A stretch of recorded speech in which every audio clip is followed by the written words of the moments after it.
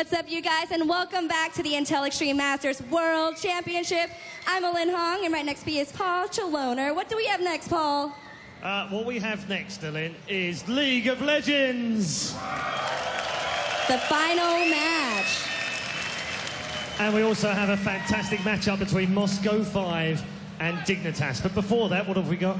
All right, we're going to toss it over to Rivington, Elements, and Ocelot for a little pregame analysis.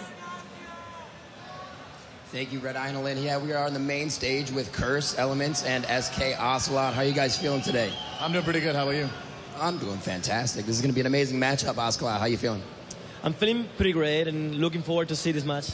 All right, nice, nice. So the build-up to this match, Moscow 5 completely undefeated in this tournament. Came here 10 days early to start training. Dignitas having a few throw games for themselves. What do you guys see in the matchups for top lane? We have Darian and Voyboy.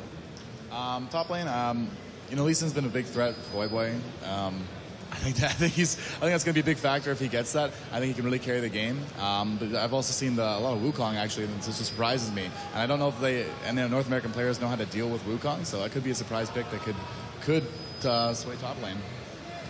What do you think, Ocelot? Lee Sin on Voyboy and Darian trying to play that game. Who's going to be able to take that top lane, do you think? I think Voyboy is like doing probably the best player in this tournament so far. And I would be amazed if Darian wins the top lane. Let's check this. They may even switch up the meta once they did that in their last matchup as well, so we can see if they pull that one. So going to the mid lane, we're going to be seeing Alice Ish against Skara. How do you guys feel about this lane? I think it's going to be just like a farm up. I think they're pretty much equally skilled. I don't see one outplaying the other. I think it's just going to be a good, it'll be a nice standoff, I think. Same thing, Ocelot. How do you feel Skara versus Alice East in mid? What do you think the picks and bans are going to be there? I think both players have kind of the same playstyle, you know. They don't want to go too aggressive in lane. They base the gameplay into farming more. So they are pretty even players. I think it's going to be a pretty even fight, I think, between two. The jungle is going to probably decide the mid lane. You know, and something to point out here, as I was talking to Freak during the week, and as we came up to this, he was like, I was looking at Moscow 5 statistics, and in the last 2 months, they've played more pre-mades than I have in 2 years of League of Legends. So these guys have been absolutely on top of their game, continuously practicing. We're going to jump down to the bottom lane, Gosu, Pepper, and Genja versus Cutie Pie and Locust. How do you see this going? Cutie Pie and Locust have been doing actually a really good job this tournament. I think they've done great control. They don't want to be offensive. They don't want to be defensive. I think they just have that really great lane control bot.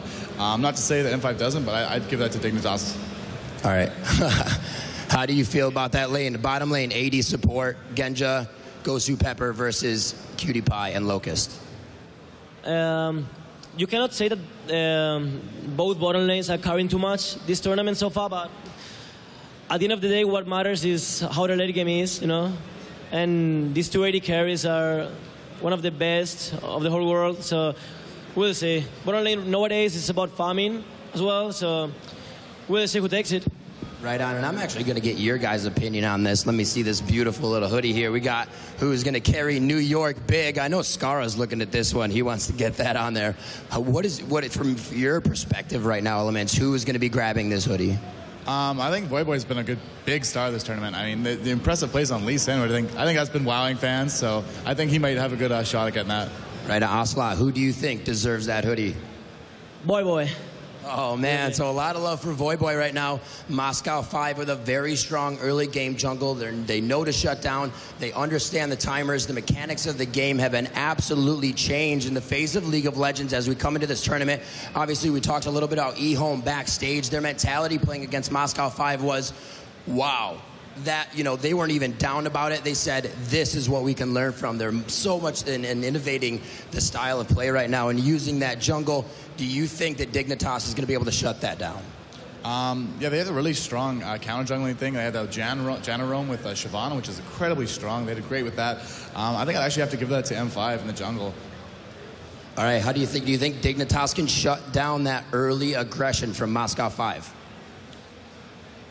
What I hope is that Dignitas comes out with a jungler that is not being seen so much in this tournament.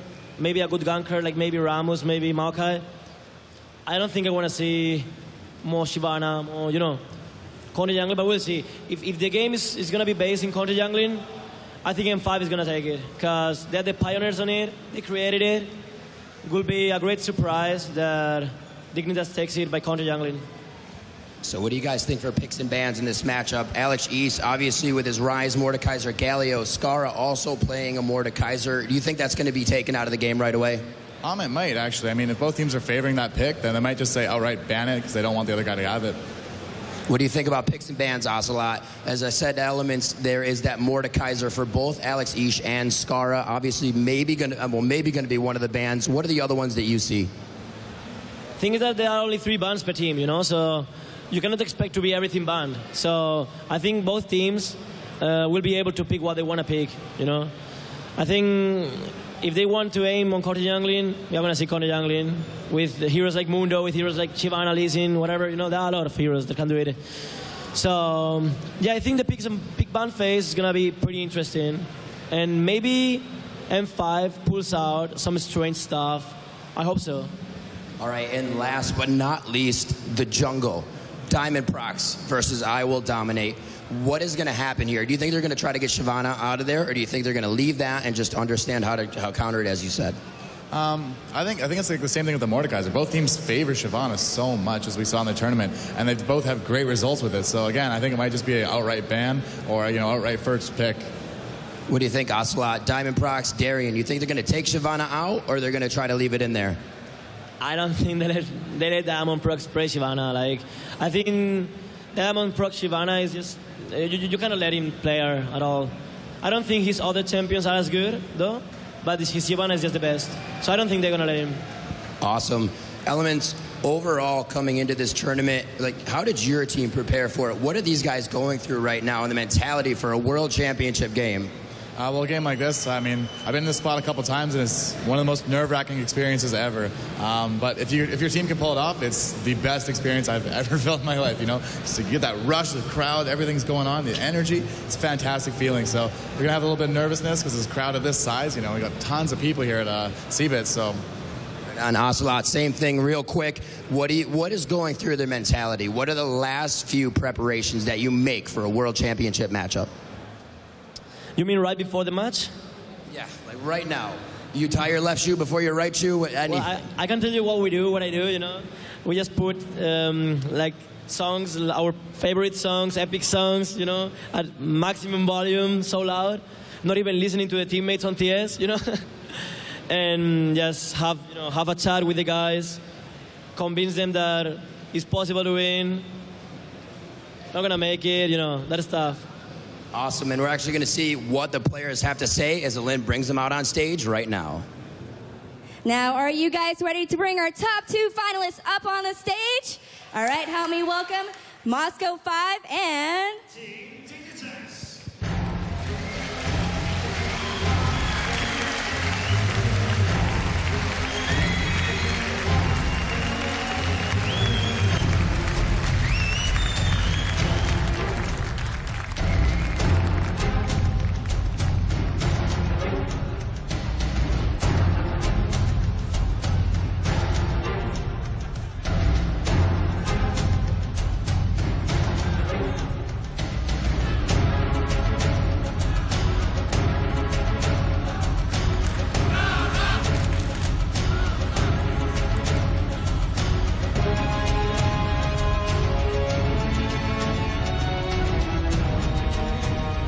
Right back to the main stage. Now I am joined by Alex Ish of Moscow 5 and Dignitas of Voyboy. Let's hear it for these two teams right now before they match it up.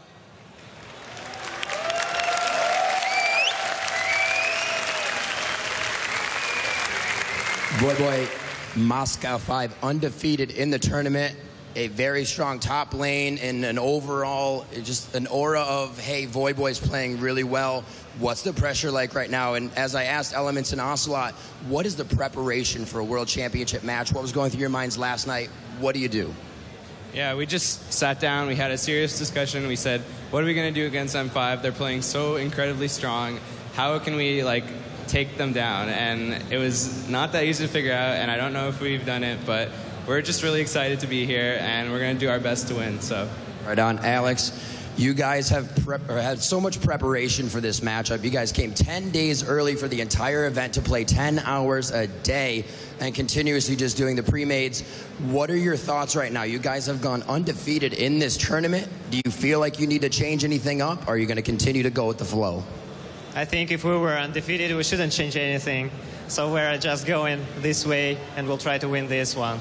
All right, and same thing for you guys, even with that undefeated behind you, what are your preparations for Moscow 5? What was last night like and today?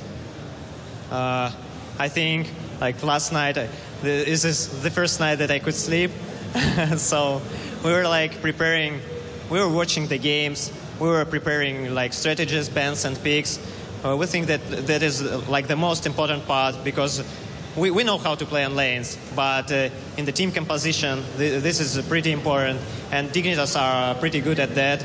It's like when we were like, I think, even on group stage, we already knew that this will be like the most opponent of our team. Awesome.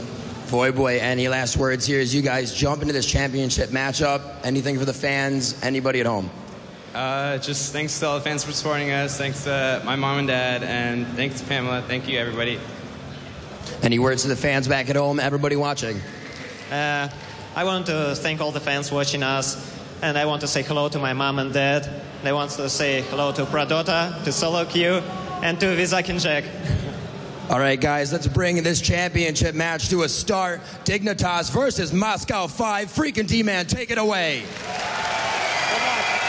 Welcome, ladies and gentlemen, to the Intel Extreme Masters World Championship Grand Finals of League of Legends Freak. I tell you what, this is going to be a good one. Oh, it really, really, really is. I'm grinning ear to ear. This matchup is going to be phenomenal. This morning I woke up and was like, oh, I have a headache.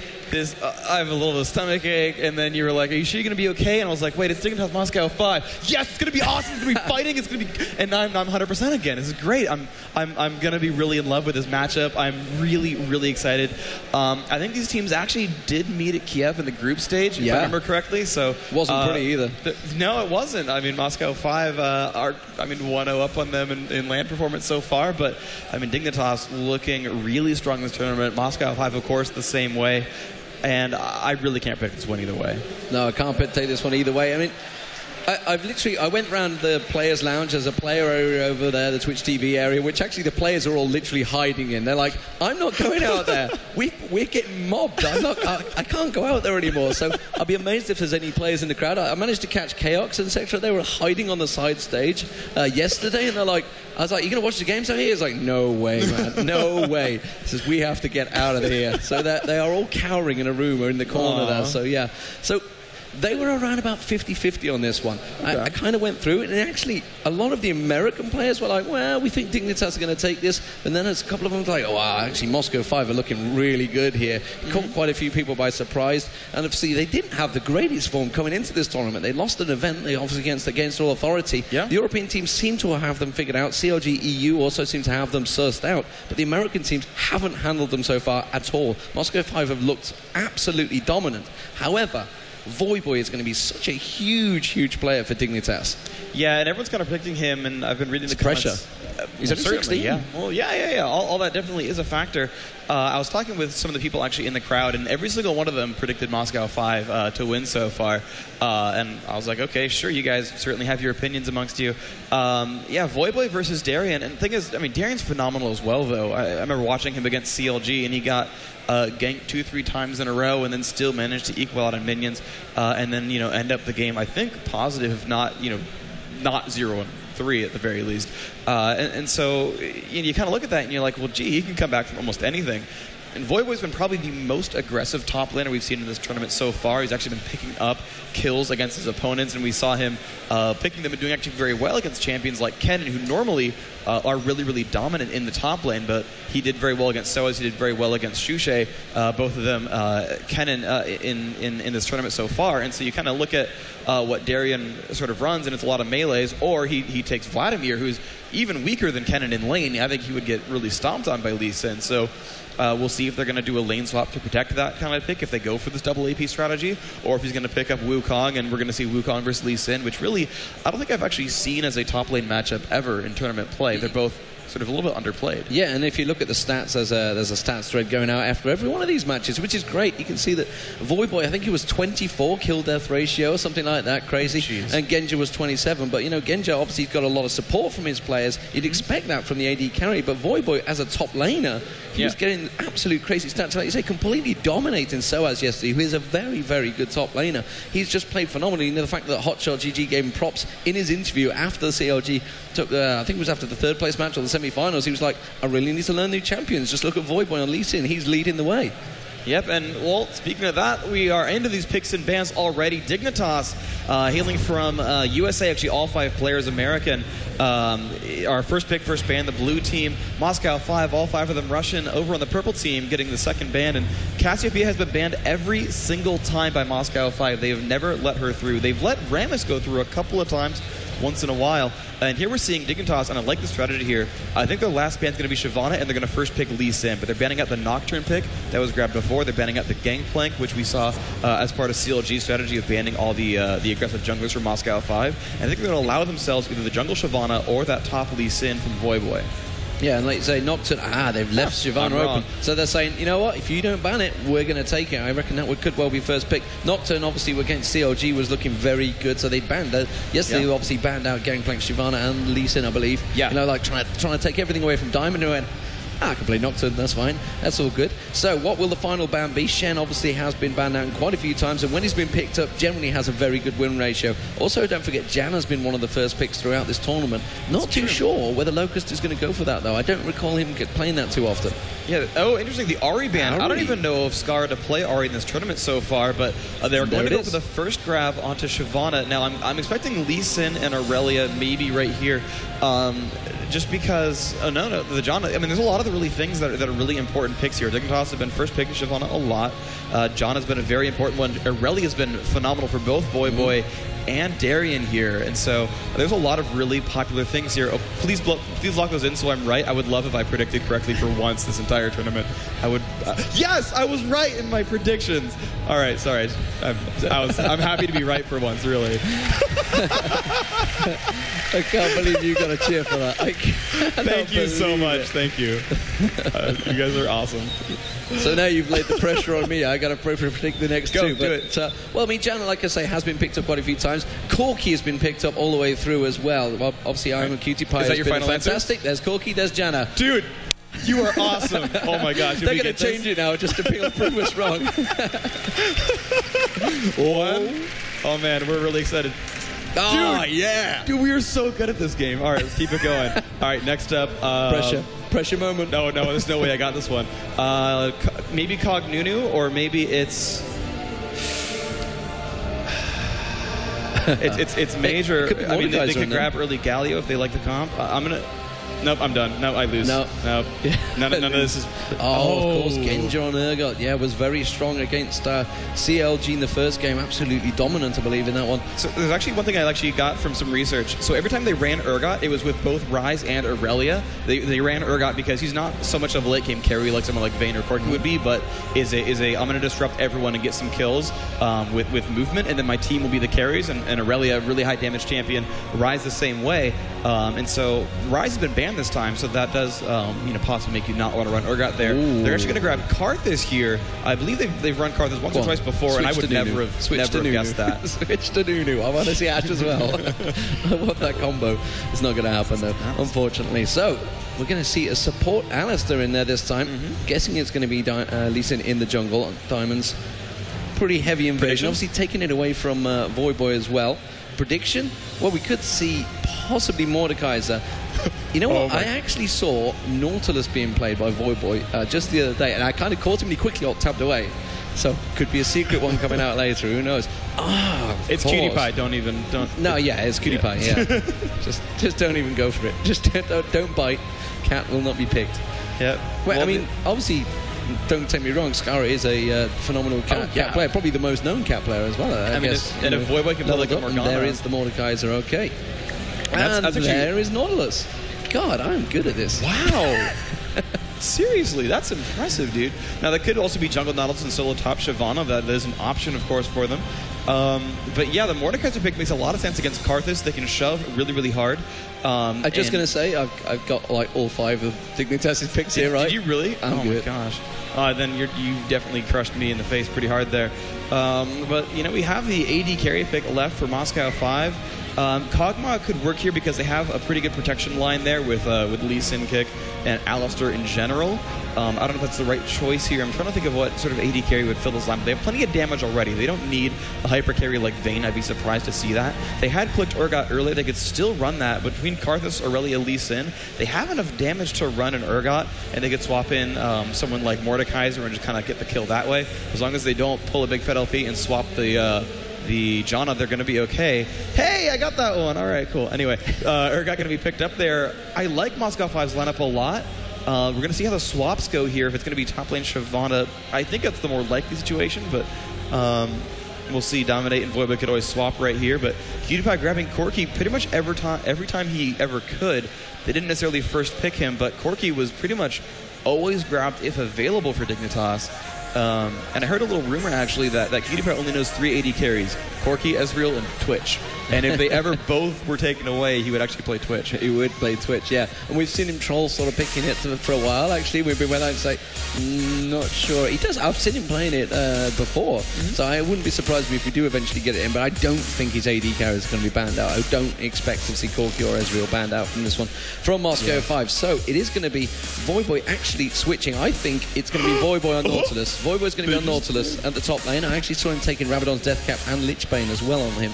Wait, it was quite an interesting build. Wow. And I'm pretty sure I purposely not mentioned it. I saw it in the very first day I got here, and it was a very interesting pick, and he was wrecking face with it. So it's I guess we'll see whether he gets there. You know, if anyone's going to get there, it would be him. He is a top player. So what are your predictions in this one then? Dignitas or Moscow 5? Oh, I mean, I don't even know what to think about AP Nautilus as a role, so I can't even guess anymore. Blindly, I'll say Moscow 5 takes game 1, but I hope it goes to all 3 games. So if that's the case, you know, whoever wins first game, I hope the other team wins second game. I mean, I'll blindly guess Moscow 5 here, but I don't know, dude. My predictions, I don't think, are strong enough right now. I'm going to go with Dignitas. All right. I've got a feeling, for some reason, I don't know why, Moscow 5 have been wrecking. They've not been stopped. You know what? Moscow 5 have lost one single game since Kiev. In terms of Intel Extreme Masters, which was that one against TSM in the final. That was the only game they lost in Kiev. They've not lost a single game here at the World Championships. And frankly, it's pretty scary for Dignitas to face them. They've really got a big challenge on them, but they are the informed team for me at this tournament. They have really looked very good. Obviously, from the very first game of the day, they are in the very last game of the championship as well. Obviously, beating CLG right at the start, sort of putting their intentions straight out there. But who do you want to win, guys? It's going to be CLG. I knew I'd do that. Moscow 5 versus Dignitas. I had to fluff the line sooner or later, guys. Let's get into the game.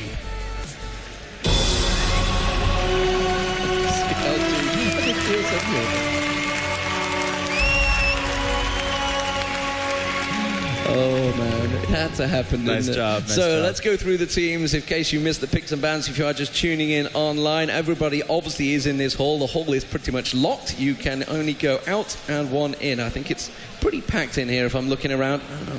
And the last finals of the day, which is always nice here at the Intel Extreme Masters. For Dignitas, it's going to be Skara on Mordekaiser. I will dominate, will be on Shyvana. In the jungle, Locust will be down the bottom with IMQTPay. That will be a Janna and Corki combo. And Voiboy at the top lane on Nautilus. How that's going to work out, God only knows. Genja down the bottom will be alongside Gosu Pepper. That will be Urgot on your screens. It will be Alistar with him. Let's see whether he takes anything away. Nothing crazy coming from Moscow 5 in the early initiating, diving in towards the lanes here. So Alexic will be in the middle out on Karth. As you can see, Lee Sin will be the jungler. That will be Diamonds. We're going to keep our track on him. And Darian in the top lane as Aurelia. I'm going to work so hard to make sure I don't miss this first blood. I'm feeling more pressure than the players. So actually, I want to go back and predict that Dignitas is going to win this game. Just because I'm looking at the lineup, and you've pretty much got everyone needs to be in melee range to be successful for Moscow 5, and they're fighting a Janna. And Janna is really good at disrupting that. And actually, Nautilus the same way is really good at disrupting packed together teams. And I have no idea how Alex expects to do well as Karthus here against his lineup. But one thing I want to point out sort of really quickly is Scar's opening build is 9% spell vamp.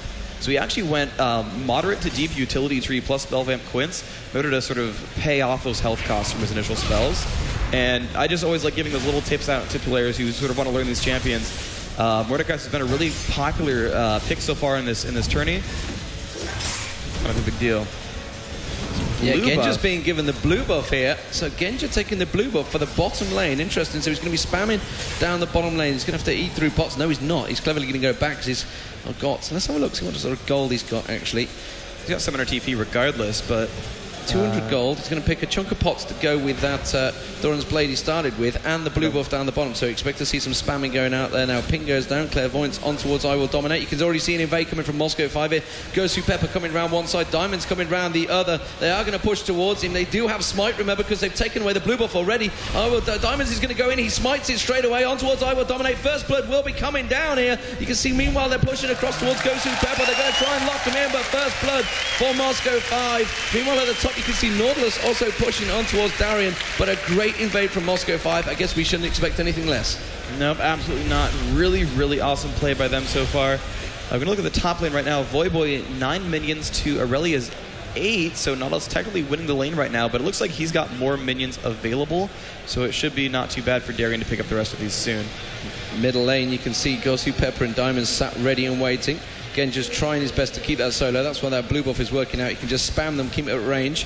Gosu Pepper looked like he's ready to flash engage here. He has. Headbutt Skara away. Manages to get caught out with a Porphyry. Skara's going to go down here. That is a quick kill.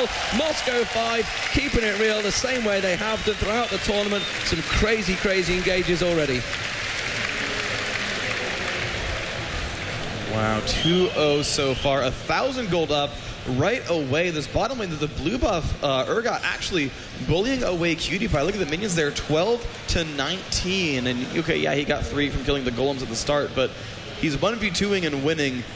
Moscow 5 look super strong right now. This is quite the strategy from them where they're like, hey, we're going to run, hey, we're purple team, so we can give blue buff to our bot laner. Some more aggression there on the Locust, losing a lot of health there from Urgot. It's like, hey, we're purple team. We know we can give blue buff to our AD carry. Oh my gosh, Corki even still taking more. And again, Lee Sin fighting Shyvana in the jungle. Dominate going to take some of these back for him, but he counter jungling pretty harsh. And just look how much Genja's pushing that bottom tower. That blue buff, he's trying his best to get that lock on in a 2v1 at the moment because Alistair has still been roaming. He's been clearing out the jungle because, you know what, Lee Sin has been in the enemy jungle. Diamonds is like, well, that's fine. I don't need my own jungle. I'll let the support player get it. Oh, Genja could be in trouble here, though. I Will Dominate. Maybe going to go towards him. Locust is trying to get the Howling Gale. Has to use the flash wisely and gets away from that one. So, summon a spell blown. Maybe successful gank, but the way they've been pushing that lane has been pretty harsh. Darian versus Voyboy at the top, Nautilus on 19. Meanwhile, Darian is on 30 CS, so he does have that advantage early on. Kind of expect that, though. Meanwhile, Skara in the middle versus Alex is one of the fights that many people have wanted to see. Just keeping my eye on Diamonds. I don't think he's going to go for that one. Yeah, he's realised that the lane is not quite pushed. Voyboy is not going to go for that. Don't worry, guys. These teams can't hear anything at all we say. They have these great big headsets on, and they're about 30 seconds ahead of us. So anything I say will not be spoiled. The wards placements will not be spoiled. They can't really make a thing out. It's even hard to interview on that stage and hear each other. So they will not be able to pick up a thing that myself and Freak will give away. Yep, and that's going to be all right. One thing, actually, I'm surprised actually Dominate didn't leave the Wraiths there this time. One thing that they were talking about in interviews is that whenever Scar gets behind, he sort of has Dominate leave behind the Wraiths every single time. And of course, Diamond's been doing a good job of stealing away the Wraiths himself and pressuring those, so it's been a little bit more difficult for Skara to win in minions. We're going to see if he can keep that gold advantage that he had from the prior games still working out for him. Right now you can see he's kind of dancing back and forth against Alex. Doesn't have great ward coverage. He does not know where Lee Sin is all the time. Gosu Pepper actually roaming around a whole lot right now. He's still kind of roaming with this Lee Sin, and looks like they're going to go back for mid again. Scar is about to be in not a good place, and he does not have ward coverage of that gank. And this could get really scary really fast. He has pushed all the way up. There's the wall of pain, and they're going to move in. Lee Sin lands the Q. The slows are off as well. Scar losing so much health and will fall down 3-0 right now, and the kill goes to Alex. A large amount of gold right there, and Lee Sin pretty rich in gold as well. Already had Madrid's Razors for that initial gank. Now that Genji's blue buff is gone, QTPie might have a better chance here. He's got 90 attack damage right now. 35 to 28 in minions. Genji actually still winning the lane 1v2. And now Moscow 5 going for a fast dragon. Your Ghost Pepper going to pull the aggro. Switch that over to Diamonds.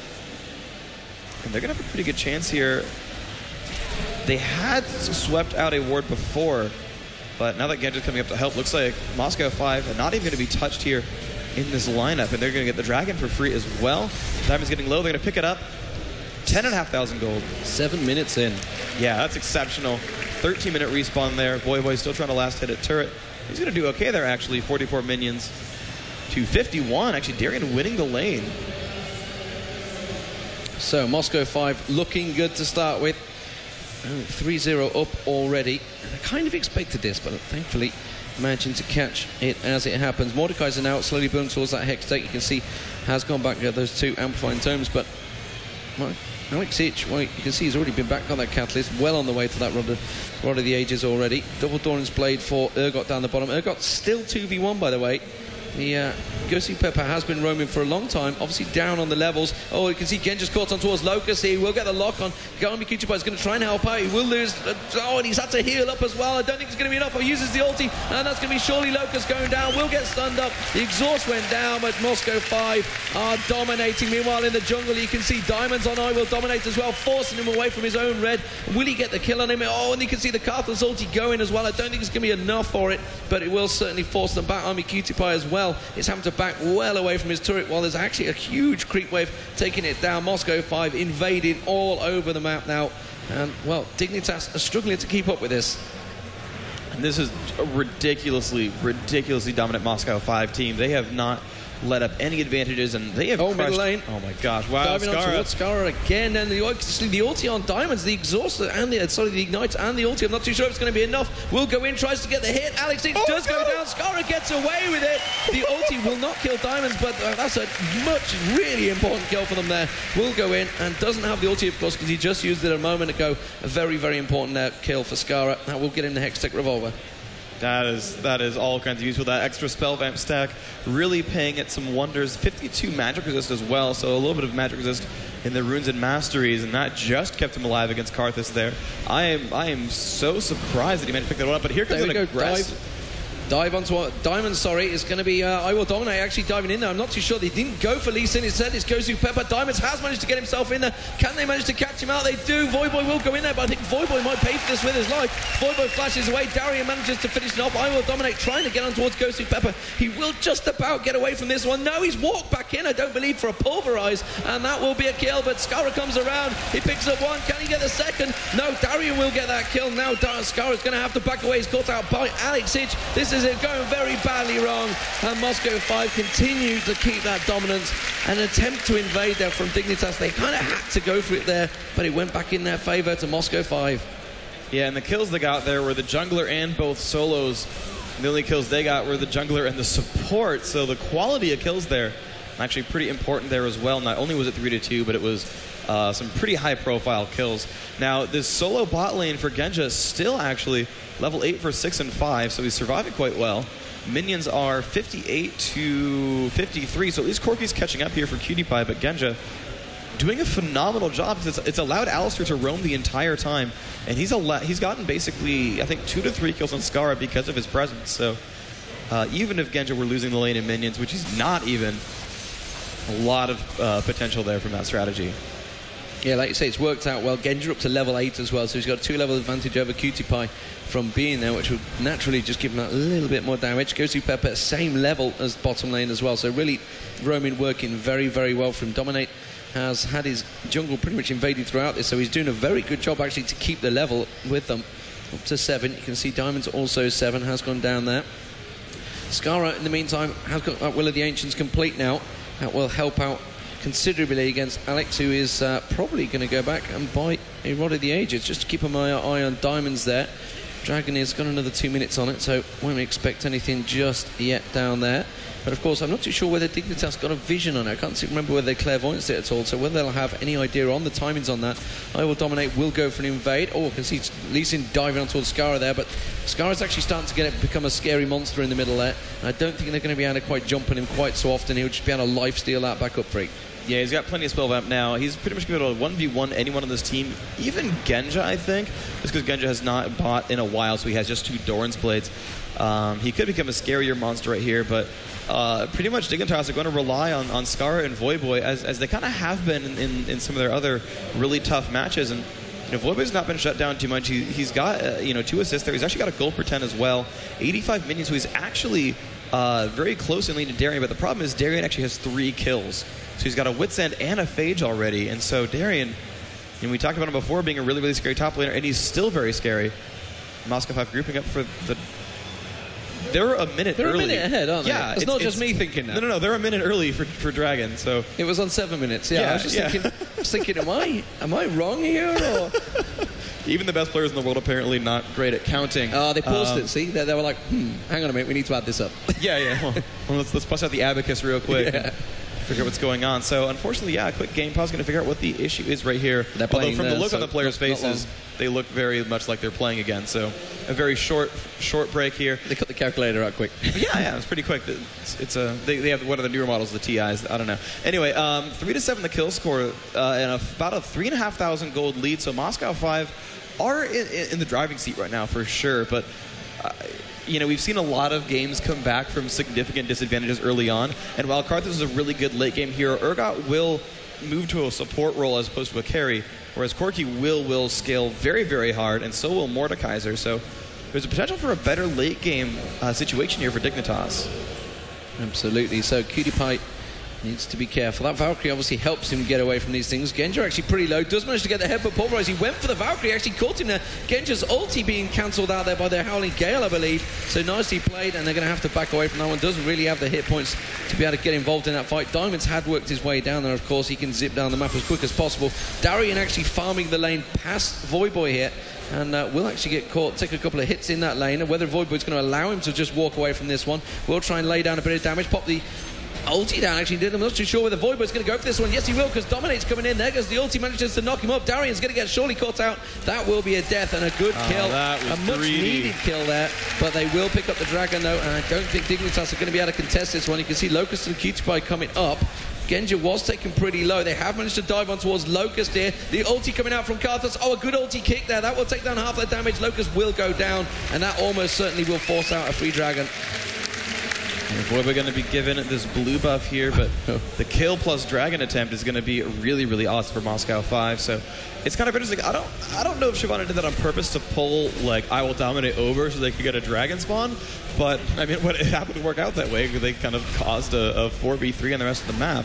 But either way, Moscow 5, again, controlling Dragon very successfully, and it's really the cause of about half their lead right now. Because you see the gold, they're up about 4,000, and Dragon's worth about 1,000 apiece, but oh my gosh, Dominate taking a lot of damage here from Diamonds. Now the kick for Lee Sin is down, but he's going to move over. Oh, there's Alistair stopping him up with a bunch of stuns. Dominate still trying to run away. I don't know if Locust can do enough here, and there comes a push in. They are still in range. They pick that kill up. Now Locust needs to be a little bit afraid here. Looks like Scar is not going to be enough to scare them away. As Karth is also making his way down, and unfortunately Corki seemed to go back to heal at that exact time, otherwise he could have been lending a hand there. Moscow 5 going to do a good job counter-juggling. Looks like they're going to take away these golems for themselves, and Alistair being a good guy right there, letting Diamonds use Safeguard to get over there and hop across the wall. I like that move a lot. Boy, still fighting Darien. We'll see how this turns out for him. Yeah, just keeping my eye on Scar, see where he's going. Looks like Alex is actually taking the wraiths away from him this time because, well, Diamonds is, of course, taking away the enemy wraiths. So I Will Dominate having a few problems. Despite the fact he managed to pick up Shyvana, obviously a very fast jungler, he still has Diamonds invading him every step of the way. Now it's looking like they're having another go towards Scar this time. Goes through Pepper, going to come around. Oh, just about flashing away from the combo there. That was incredibly close, so managed to hit that flash just at the right time. So very well played by Skara. They're going to have to work hard to keep out of this one. Genja has been caught out down the bottom there, using the ulti action towards Locust, trying to lock on. Will he manage to get the kill? Because Cutie Pie is going to hammer away on his backside. Locust is doing a good job to kite away the damage, and I think Cutie Pie may well get the kill on towards Genja here. He's trying to lifesteal through it. Will manage to take him down. Flash through Cutie Pie there. I'm not too sure he needed to do that, but the kill is important, and he will take that away. And Genja has been stopped down the bottom there. Remember, he's got them a couple of levels as well ahead. Level Voyboy pushing in on Darian real quick, sorry about that, but he's moving in, getting him to half health, and that dot, Darian can't push up against him, so he's going to hit pretty hard here. The anchor's back up, but he's going to give that one away real quick. But Voyboy with blue buff does not care much for Aurelia's auto attack, so he's doing pretty well at stopping that one. Actually, he's going full tank there as well. He looks like he's going for follows it Frozen Heart. Sorry? He puts it after that. As soon as the full tank's built, he'll go with the AP. I'm calling it now. Okay. Let's keep an eye. You can see Wriggles down on Shyvana as well. I Will Dominate having to clear out. Alex actually coming around and does steal away the big Wraith again there. So I Will Dominate is having a really hard time of it in terms of the farm, but he is keeping up level just about. You can see level 10 Diamonds picking up the Wolves there. We do have Voyboy making a journey down south. Will he going to try and get a gank on towards Alex? Alex has actually stepped forward. That's a good place to go for it. Voyboy will come in. He will manage to... miss the anchor though. And Alex will back away from that one. He could probably dive with the ultimate, honestly, just because he has some decent cooldown reduction. The cooldown's only 1.25 minutes, and you figure you'd pretty much guarantee have to burn Karthus' flash. But they're not going to go up on it anyway. He's going to go back up towards top lane, try to stop Darian underneath the turret, getting some good damage there, actually. Minions are falling away pretty quickly as well, but Darian's going to be able to just hop right back. Lifesteal actually a lot back from the ultimate. Breaks Voyboy's shield additionally. Game, we can see Diamonds making his way in towards the middle lane, like he has done quite a few times. I Will Dominate down the bottom lane as well. I'm going to keep my eye on both of these. Going forward, Genja actually do try and catch him out of position, but he manages to backs away, gets a lock on, and actually does a fair chunk of damage towards Dominate there as well. Meanwhile, Dominate is losing out on anything in the jungle. Have they got the timing on the red this time?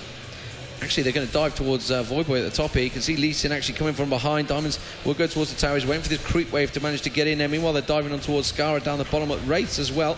He's getting forced back. Let's have a look back towards the top. I'm going to have to try and cut between these two. Looks like it is just going to be Voyboy, although Voyboy's doing a good amount of damage to Darian there. Has been baited into it. You can see the Karthus ulti coming through. That will be enough to take him down. And Alex each actually picking the killer up there. And that's important because that AP carry in mid, once you start getting those nasty Karthus ultis, you can start hurting everyone on the map. Yeah, but he's winning the entire game of minion kills. I'm surprised because, again, Mordekaiser can run over, take those Wraiths over and over, and part of that is Diamond doing a great job of stopping that. But Skara only at 150 minions right now to 160 on this Karthus. Those ganks been phenomenal there. You see some movement over, going to grab blue buff again for Alex here. 10-5 the kills, 5,000 gold lead, but honestly, that lead has not been growing too quickly over time, so despite a phenomenally good early game for Moscow 5, they've not managed to stretch that lead too much more afterwards. So you still want to give up hope, of course, for both teams, and see what they can do with this Diamond still. Last hitting under the turret. Alex going to regain to mid there, just donated the blue buff there, thanks to Alistair. Mordekaiser off a fresh Wraith spawn, going back to mid as well. And of course, he's very afraid of Lee Sin. Thankfully, that's warded for him, so he will be afraid of Diamonds. Looks like he's going to go for a fast Abyssal Scepter, as he had in a couple games before. The early magic is going to help him here. Genja, now the level advantage not so strong anymore. It's 10 and 7 versus 12. Cutie Pie looks like he's not going to want to push into this, though. Doesn't quite have enough map vision to feel safe, I guess. Yeah, Genja actually missed out on a kill a moment ago. Tried to get that lock on Cutie Pie, but he managed to escape from it. But he has been solo down this bottom lane for a long period of time. And actually, it's not hurt Gosu Pepper too well. You can see he's still at level 8. Has fell a little bit behind, but he's actually ahead of Locust still. Because those ganks have just been working for him. You can see he's got oracles on them now as well. Clairvoyance goes down, goes into the Tribush, clears out the ward. Cutie Pie will go across, will actually lay a chunk of damage, and along with the lock on as well from Genja there, does force Cutie Pie to Valkyrie back. Meanwhile, you can see Lee Sin engage on towards I Will Dominate. This time, I Will Dominate actually forcing him out of the jungle, but I've got a feeling Diamonds has picked up that Wraith once again. Alex H now trying to keep Skara at bay, and they are going to move back around for the Dragon. And Dignitas, again, Are they going to contest it? No, Voyboy is actually heading north again. They've not really had the timings on this dragon at all, and this could be the third dragon very much for free for Moscow 5. Yep, 26-20 gonna be the respawn there, and they've been doing a great job of controlling this map. Honestly, they've not allowed Dignitas to get around very often, and Diamond, I think, has been doing such a great job of getting everywhere and ganking everything. He's been so active in this game. He's gotten the kills on Scar every single time. He's caused Scar to die every time he's shown up. And he's also gotten that kill on Voyboy in addition to that skirmish in the jungle a while back where they went up 3-2 there. So Diamonds, honestly, is being the most dominant factor for his team this game. And he's earning that I carried Kiev jersey from last time. And, you know, we'll see if this ends up being the same sort of situation here, because I like him for most dominant player in this match right now. Well, unfortunately, he's not in the voting. Ouch. I know, I don't know. I don't know why either, honestly. I wasn't too sure about that one, but yeah, I mean, Moscow 5 have just been phenomenal. There's no doubt about it. They have invaded well, but Dignitas have hung on in there in this game. They are not out of this one yet. You know, a fed Mordekaiser can be a dangerous thing. Nautilus is only ever going to get stronger and stronger. You can see he's slowly building up. Shivana will get stronger as well. Diamonds, caught out. I will dominate here. We'll try and dive on towards him. There is no tower safety, which is where he's heading north. He has got Nautilus, though. And Gosu Pepper and Diamonds, they won't be able to lay out as much damage as they could early on. And they will be able to tank their way through that. You can see Skara also trying to get in position, but they're aware that Alexic is heading back north. Skara's now got to be careful. The Wall of Pain actually missed him there, though, so Diamonds will go on to him, but he will just be able to walk away from that one without too many problems. So Darien continuing to push that top lane. Tower is down. It was the first tower of the game. So Moscow 5 are strong. They are a long way ahead in gold, but, you know, we've seen less. And would you believe it? They're going for Baron here. This could be really, really good for them. They've built that really strong early game advantage. This is probably the best time for them to really cement a lead here before they start getting outscaled. It's down to about 1/3. There's a swap. Is immediately onto Skara. Skara not in a good place. Flashes over the wall. That's probably the best time for them to do so. They're going to do as much damage as they can. He's now dueling Darien. Darien picks up that kill there. It looks like Alex not going down either. Picks up the kill onto Corky. They're still dominating this fight right now. I will dominate, managing to actually steal away the Baron, which is a big deal, but they've not picked up any kills, and they will get aced for it. And for Moscow 5, honestly, I'd take that. Yeah. I think Moscow 5 is okay with that. It was a full ace as well, not a single loss, 5-0. A very good engage from Moscow 5, and like you say, I'd take that. They're going to quite happily push through, probably take 2 turrets from this as well, because it's going to be at least 7 seconds before Kitabai spawns. He's not going to be able to do a great deal about it, so they are going to lose that inner turret. You can see also Alex is pushing on that top turret as well. Don't think he'll maybe take that top turret down. The middle one almost certainly will go. And you can see instantly Genja heads south, tries to get towards that bottom turret. They could pick up 3 turrets just from that single fight. 15-5 in kills, a huge advantage. That's 10k gold turnaround as well. So Moscow 5, I mean, as a Dignitas player, obviously you've got to turtle up and try and work your way through this one. They did see CLG do a similar thing against Counter Logic Gaming in the semi-finals. They managed to work their way back, but they are really going to have to hope that Moscow 5 makes some error. And as it is at this moment, their teamwork is just phenomenal. It's a pleasure to watch. Yeah, I mean, just that was everything for Moscow 5. Just so strong. Oh my gosh, Kitabai getting jumped on by Darien, down to half health already, and he's not really getting out there. Nice job by Darien, picking up the kill in the wild. Going to spam out this minion wave as well. Darien, he's the other really. Hopefully he's in the running for Moscow 5, right? Please tell me he is. I'm trying to think of the list now. Alex is definitely in there. There was only 2 players from Moscow 5. Alex was one. I got a feeling Genja's the other, actually. Yeah, I'm pretty sure. Fair enough. Well, he's 7-1 right now as a relay. Just finished his Trinity Force, 24 minutes in. So you can fill in the blank. But looks like Locust running away from Genja. He will not actually go for the kill there. But Genja will, of course, just free farm underneath that turret. This time he'll actually be safe. I remember last time Aurelia did that, she did die, but Genja feeling happy. Looks like the turret will go down 4-0, about to be the turret score here. Moscow 5 looking just phenomenal. Yeah, moving across, Voyboy getting caught out there. Blue buff was stolen away, I think. There he goes. Diamonds has managed to pick it up. Can he get him towards Voyboy? Yeah, he's not going to bother going for it, defiling away those minions. You see, meanwhile, Dignitas had to actually gathered for Genja down the bottom. I'm not too sure that's what they're going to get, though. Genja's going to walk away from this one, sensing the danger already. and backing off. Meanwhile, you can see they are diving towards Voyboy. Oh, the ulti kick there, straight towards the fall through that wall of pain. Are going to catch onto him. You can see, oh, a missed headbutt there, but they will manage to get the pull prize now. Voyboy, meanwhile, the Karthus ulti will come out. That's going to force one kill. Alex will pick that up. He's just going to back away quite happily with the minion wave coming in as well. You can see Darian farming out the wave, keeping Skara at bay. They're going to work towards and take a second inner turret. Moscow 5 are just so good at the moment. I'm not too sure what Dignitas are going to have to learn from this. They're going to have to regather themselves. I'm assuming, of course, they are going to lose this match because it is looking very dire for them. Remember that Baron was stolen away by Dignitas, though, so we've got a long spawn on that, which may well give them a slight chance, but Moscow 5 really going to have to throw this hard.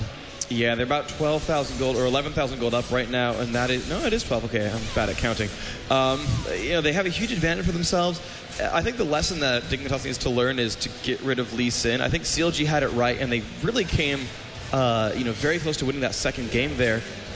In early game 2, which is usually Moscow 5's playground, but a push here onto Genja at the bottom lane. This could be pretty good, but Lee Sin is coming soon. There's a swap on a Scar, and he's going to get all the way out. But here comes Aurelia. Locust about to be really sad. Never mind, he's going to make it out. And Darian will just take away Golem, so now I will dominate will be really sad. So maybe there was miscommunication. Darian came down and was like, I think we could do it. I think we could do it. Genja's like, no, I want to go buy. Dragon's up. Fair enough. We got plenty of money. Let's have a look at towards the gold. You can see, yeah, 2,500 gold on Genja right now, so he's going to go buy back whatever the hell he likes, really. He has got that Frozen Heart already, so expect to see some hefty item coming out here.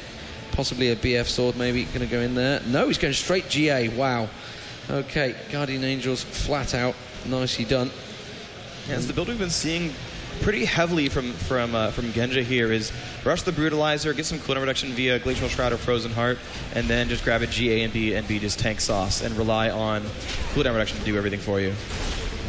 Yeah, look, you can see Nautilus actually he is starting to go towards that Lich Bane. He's eventually going now. He builds up tanky. The question is whether he can get there, whether Dignitas are going to hang on long enough for him to be able to get the gold. They're actually going towards Darian there. They've got to be careful here. Darian with the ulti. He feels he can take this one, dives on towards Voyboy. And you can see Alex Hicks following behind him. Goes through Pepper as well. Genja now joining the fight as well. They're going to lock on towards Voyboy. Voyboy is going to get caught out in that fight eventually. Alex Hicks does go down, but that ulti is going to pop off. It will take down Voyboy, I believe. Also, you can see Locust actually being taken down as well. Ulti switch from Genja going on there, but the exhaust on towards Genja, that might be enough. Skara trying to keep that life steal back, trying to keep him down. The Guardian's Angel will proc off in a moment. You can see that will be Janna going down as well. There goes Skara, and that is another clean sweep from Moscow 5. A 5-for-2 exchange. Genja actually stayed alive in that fight. Yeah, he didn't use the Guardian Angel. Barely survived there. One last turret shot got him to about 20 health, but he made his way through it, and now Moscow 5 looking to take over this inhibitor. Now, the one saving grace that Dignitas can hope to have is that they won't lose anything after this inhib death, because the respawns are coming up very, very soon. Skara did get a killing spree gold from killing Aurelia there, and now they get a little bit of free farm from the inhibitor death, so they can scale up through late game. As we saw from the first game of CLG versus against All Authority, trying to train myself to not say against. They can sit there for a very long time and farm and farm and farm and farm. And as long as they don't have 3 inhibitors down, they can usually hold on to those pushes. And again, thankfully for them, there's no Baron quite ready to be taken, so they at least have that reprieve as well. But we'll see if they can scale on through. You know, I just don't quite know yet. There's always a chance. There's always a chance in this game. We've seen so many games come back from the brink of defeat here that I don't want to count anyone out yet. But Moscow 5 have done beautifully this game at just building up every possible advantage, winning so many fights in a row, relentlessly taking Dragon. And aside from that Baron steal, honestly, you've been doing a great job at resource control too. Absolutely. You can see Alex now, 627 Alex, is up to 553 AP. Very strong indeed, obviously with a Brilliance pot running. And they are getting in the position, by the looks of it, for that Baron. Double ward, actually, in the bush there. Just trying to see if anyone's got Oracle. Anyone got Oracle? There he is. Gosu Pepper comes back, finds them. 50 gold. Yeah. Oh, he got stolen away from him by Genja. That's just rude. Let's have a look towards this Baron then. It is due. Do they have the timing right this time? They do. They do, and they are going for it. Now, they actually have a pretty good chance to go and try to stop this Dignitas. They push the waves out, and they do know what's coming up here. So Baron's at half health, and they're actually going to immediately jump into I Will Dominate. He's not in a good place here. Voyboy going to try to toss out some CC. Goes for at half health, pops his ultimate as well. Skara now puts the ult on. They pick up the 1 kill on Lee Sin so far. Skara getting incredibly low and pops now. Aurelia crushing faces. Dominate very, very low as well, and they have not killed off Karthus, and Karthus is throwing out so so much damage. Cutie Pie going to try to get away, but Karthus ult still available here, and this is looking bad for Locust now. Locust the last one alive, and he will fall. 2 kills. It's 2 for 5 there. And actually, I think they made a mistake because I think Alex actually was out of mana before they finally killed him, and he actually had no spells left available. They could have switched to killing someone else, but it looks like with 20 seconds left to respawn, Moscow 5 going to go for the Nexus right now. Darian going to face tank this, and they might get it in time. They've got another 12 seconds to go. The first turret about to fall down. They now have minions here. So the first turret's going to fall, and they're going to switch to the second. They've got 5 seconds to go. This turret down a half health. Here comes I Will Dominate. Now Janna, Voyboy, and Scar all alive, and they're going to back out right now. So Moscow 5 not quite going to end this game. They have Baron buff on 3 of them. They've made it out of the base right now. Wait, no, sorry, Baron buff's not up. I'm just kidding. I'm totally just bad at this game. I was just thinking, what Baron buff? The one that Dignitas stole 8 minutes ago. There? Yeah, the one that was not on them at all. Genjo is trying to take away that red. Actually had to back away from it because he's aware that Dignitas could easily go for a counter Baron hit. They've got to back away from this one. And Moscow 5 have just regrouped. Suddenly, though, Genja is a long way away, is porting, so it's a 4v5 at the moment. And Dignitas could try and force the issue. Now, obviously, Dignitas had that problem in the group stage. It was Fnatic, the only team to beat Dignitas in this tournament so far. Although Moscow 5 are looking very likely. They're going to go in towards the engage here. You can see Aurelia popping that ulti off towards them. Dignitas have to peel away at the right time. Oh, caught by a wall of pain. I Will Dominate completely caught out. Had to use his ulti to try and get out of it. Darian is going to go down though in there. Can they manage to turn this one around on its head? Focusing on Locust is probably not the ideal thing to do. The Karthus ulti will go across. Dignitas just don't seem to have the damage or lifesteal to keep up with Moscow 5 though. And that will be Voyboy going down. Skara is going to go down as well. Although no, Diamond's actually missing the chance there. Couldn't quite get the lifesteal off. And Cutie Pie will be hunted down by Genja. And the ace again. Another 5-2 exchange. And again, they're not going to go for Baron. They're just going to push them lanes. And rightly so. They have super minions coming in. There is no Nexus turrets. They're just going to go straight for that Nexus. And I think Moscow 5 are going to continue their winning streak and pick up the first game here at the Intel Extreme Masters World Championships. What a fantastic performance by Moscow 5 here. They have just absolutely dominated Dignitas in this first match. That was phenomenal by them. That was amazing on all the fronts. Everybody won their lane. Even these everyone's like, oh my gosh, Voyboy's been the best player of the tournament, and Scar just cannot be shut down. Well, they seemed to more or less shut down Scar. They got kills repeatedly. The Realm Alistair was gorgeous, and Aurelia, Darian out CS Voyboy. She won that lane there, and then you look at the solo bot Urgot Realm Alistair. Won the lane 1v2. Like, they did so many cool things there. They've busted out Urgot for their 3rd time now, and every time they have won with that. And that just, I love the amount of competitions these guys have, whether it's a double AP, scale into late game, grab Ashe, grab Janna, or it's the, oh yeah, by the way, Urgot solo bot, because that's a thing, right? Like, yeah, and it was right from the beginning, the fact that Alistair obviously was helping them out, went straight around. Genji picked up the blue buff, which obviously meant the smite was available. We saw Lee Sin go around, smite out the red straight from I Will Dominate's face, could do nothing about it. So it was just absolutely fantastic play by them. And by the way, guys, don't go anywhere. This is just game 1. It's a best of 3, so if you thought it was over, it's not over. Moscow 5 and Dignitas going to go at least for a game 2. If Dig can bring this one back, they'll go to a game 3.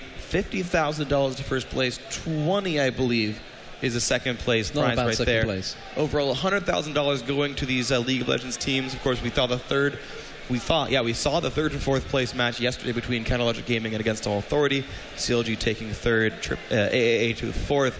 But deciding 1st and 2nd is the order of the day here.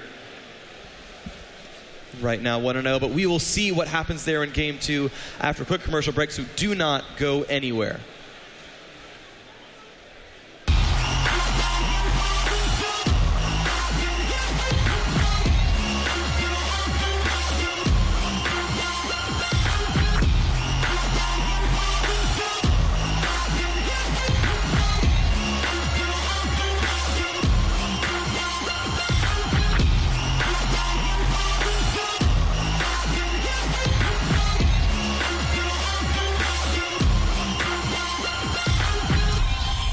Intel Extreme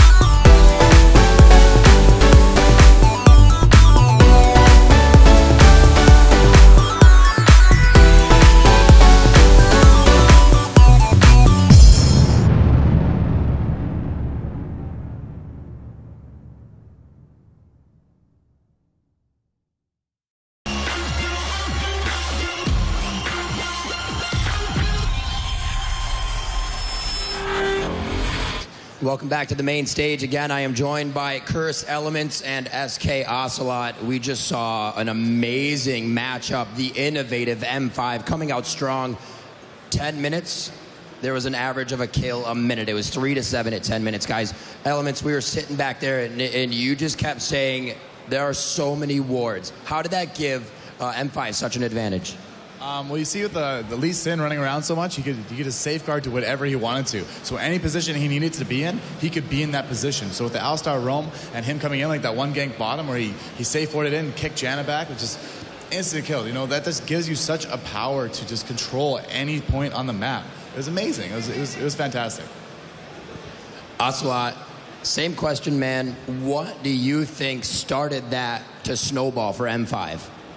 I think the main problem was that M5 managed to win bottom lane 1v2. I don't know how, but Agot was literally destroying Janna and Koki both. It was like, I don't know, I didn't expect that at all. Like, Alistar was literally roaming over the map with Lee Sin. It's impossible. It's just 4 versus 3 situation. They're obviously going to win it. They outplayed Dignitas a lot, and as I said, I don't know how they managed to win Agod's Koki Janna bottom. That's it. Elements, give us an idea of why this is so different, why this roaming comp is working, and also why it's so dangerous to run. We have Lee Sin, who has the great executability on his Q, right? Then you have Alistar, who just has so much CC. So those two combined together, they can literally gank wherever they want and kill whoever they want. You notice middle, he flashes over, headbutt pulls, Lee Sin lands a Q, that was it. It was it. He had nothing he could possibly do. And they just continued to do that and took map control, took the jungle, as we talked about early game. They just took everything from them because they didn't have an answer for that type of CC and that type of damage. In a fight like that, Ocelot, you saw the fights going on. It would be both ways. We'd be, okay, they're coming back. Dignitas has this. They took out Aurelia. But what was it that M5 was bringing to the table in those fights? Do you think they gave him the ace at least 4 times? I think the level advantage of Agot and the tankiness of him made actually the team fights. I think so. And then, well, they got a setup that is a little bit based on just Karus going in, you know. If you knew Karus, you're going to die after. So it's like so tanky setup, a really tanky. Karus, if he dies, he's going to be a zombie, you know. Agot with complete tanky build. So tanky team, impossible to kill. Once you are snowballed that way, impossible to come back from that. Yeah, definitely impossible. What are the picks and bans coming into this next match? Are we going to see a Lee Sin? Almost definitely. He was a powerhouse. I mean, I think that was the absolute deciding factor in their success. I mean, Alistar was, a great addition to Lee Sin, but Lee Sin, just the positioning with the wards and just everything he did that game, hands down, Lee Sin was the defining factor in winning that game. So Dignitas did have first pick, first ban last game, and they went with the quick Shyvana. Do you think they're going to try to grab that Lee Sin this time for Voyboy? I think they are not going to let, at least Alistar, I'm pretty sure, actually, that they're going to ban Alistar because he was literally carrying half the game. Like, Alistar did so much work in that game. Or even maybe Agot, making sure that they cannot 1v2 bottom lane. I don't think you can 1v2 with any other AD hero.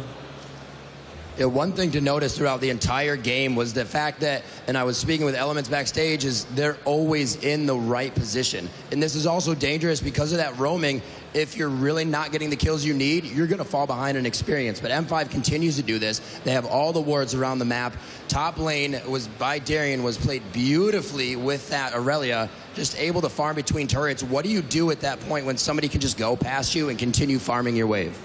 There's not much you can do other than call for the jungler to come, right? And that's exactly what they did. They got Shyvana to come up, and that's how they killed the Aurelia. But, I mean, you need more pressure. But if you don't have the ward control, because Alistar's just running around with oracles, so what do, right? You're basically at the mercy of your own jungler coming to help you. And if he can't help you, you're going to lose that tower. And that's why we saw the top tower go down.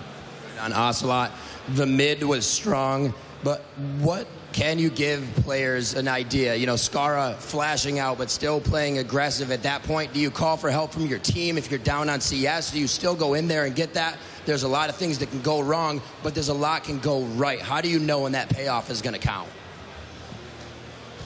It's actually a double-edged sword, When you got an enemy team that is playing that aggressive in your own jungle, when you got an Alistar flashing over the world and going crazy on you, like, it's a double-edged sword. If you manage to flash out and not die, they're gonna lose more, way more. So I don't know. There is a point where maybe it's worth it, which is if you get kills all the time. But normally, I don't think that's gonna work. So we'll see now. I think mid lane is gonna be totally different now. I think mid lane is gonna be more passive right now. It's gonna receive less ganks from both sides. I think it's gonna be more based on farm, I think. All right, guys, the crowd is ready. Everybody at home is ready. We just broke a new record, 250,000 plus viewers in this. Everybody give yourselves a round of applause. $50,000 on the line. Freaking D-Man, take it away. Welcome back to the commentary booth for Game 2, the Intel Extreme Masters Grand Finals between Moscow 5 and Team Dignitas. Moscow 5 up 1-0 right now. D-Man, what do you think is going to happen here?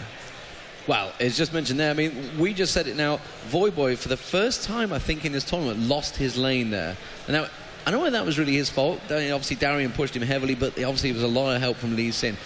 As also mentioned, will he pick up Lee Sin? I'm not too sure. Maybe they're going to have to. Will it be a first pick Lee Sin, which is a dangerous thing to do because they can immediately set them off the counter. Will they go for Janna this time? I'm not too sure either. I mean, Genja just showed them sort of how to 2v1 a lane. Yeah. That was incredible. Yeah, I think the game really relied on the trinity of the ridiculous, ability of Lee Sin to roam around, the roam Alistar rewarding everything as Element said, where, Lee Sin could get whatever he wanted, and he could stun for Lee Sin to get those kills, and then Karthus could kind of show up and get free assists. And then also Urgot was able to 1v2 with the early blue buff there. And it was those three champions that kind of enabled everything to happen because of how much they sort of taxed Shyvana and how much they would, if they ever wanted to, actually show up top lane and harass Voyboy out. That, in isolation, the solo top and solo mid were fine. Scar was doing okay against Alex in that Mordekaiser versus Karthus lane, and the same for Nautilus versus Aurelia. They were more or less in a holding pattern, but the ability of the rest of Moscow 5's team to affect those lanes was phenomenal. And, they look like they're on a whole new level of play, that we've not seen that level of involvement from the whole team across the map there. And I don't know if it's just, if that's just specific lineups and picks and bans, or if that's going to be something that Dignitas can actually adopt themselves. Yeah, and interestingly, I just spotted OD actually stood behind Dignitas there, the manager and owner of them. It's the first time I've seen him really up there actually talking to the team, obviously giving them a little bit of words of confidence, it's like, all right, guys, just calm down.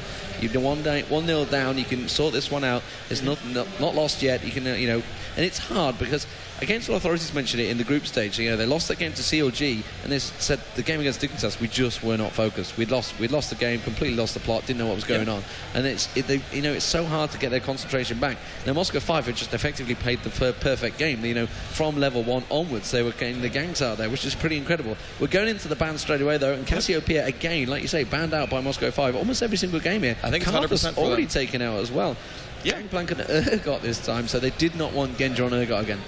Yeah, and I think one thing that's going on here is because the Dignitas have last pick, they have the ability to pick Karthus into a safe lane, and I think that's what Moscow 5 are thinking right now, and they're actually banning the Lee Sin. I almost would have expected Moscow 5 with Dignitas here, the way the bans are going.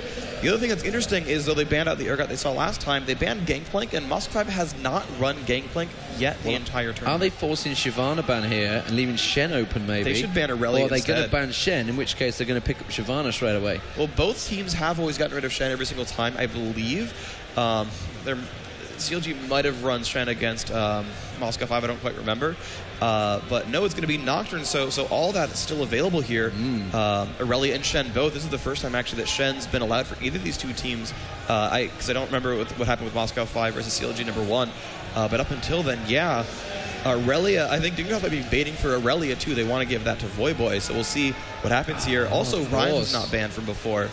Okay, so interestingly, we've seen Rise being picked first time, and you can counter him. There's, he's quite a short-range champion, but will be built up fairly strong late on. But that means that Shyvana's available, Shen's available, Janna's available. Yeah, Aurelia's available. Which one will they go for in these first two picks? It's a big decision for them to make. There's a lot of pressure on. Do they feel they can lock down that top lane? Do they think they want to take a Shyvana away from Moscow 5? Because if they don't take it, it's almost certainly going to be picked up by Moscow 5. And I think, actually, I'm not too sure about Shen for Darian. I know how much Darian's played Shen. Obviously, generally in most games, he's banned out of there. So probably has had practice of it. Like you say, they've had a 10-day session, which I think has worked very well for them. They did the exact same thing before Kiev. They were there for 7 days ahead of time, completely practiced. And actually, it's a big shout out for the ranked 5v5s.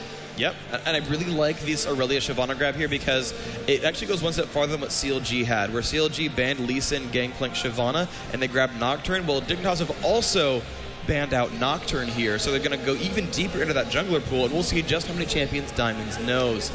Darien also not getting Aurelia this time, does not have the Shyvana available here, so we'll see what other solo tops he plays. And they've already grabbed Ryze, so I don't think they're going to do the Ken and Vladimir. Well, they, I mean, almost definitely won't. I mean, they could run AD Ken, they could still run Darien Vlad, but I think Darien would lose to Aurelia at that point. They're going to grab Janna, and Janna is a great champion for them. Moscow 5 do love running that champion. They've only really allowed her to be picked for the other team a couple of times this tournament. She's been the most popular support for sure so far at this IEM World Championship. But I can't predict the rest of this lineup here. I don't know what they're going to go for. Yeah, so whether they're going to go for Shen, they are going to go for Shen by the looks of it. So 12 seconds to lock that one in. And Janna as well. I'm trying to wonder, Ghosty Pepper hasn't played Janna too much throughout this tournament. He generally goes with all sorts of supports, and he has actually been with Sona quite a few times. I think CLG went to pick Sona both games. I may be wrong with that one. There has been a lot of games this tournament, and they've all been fantastic, which is great. Oh yeah, almost every single game has been phenomenal.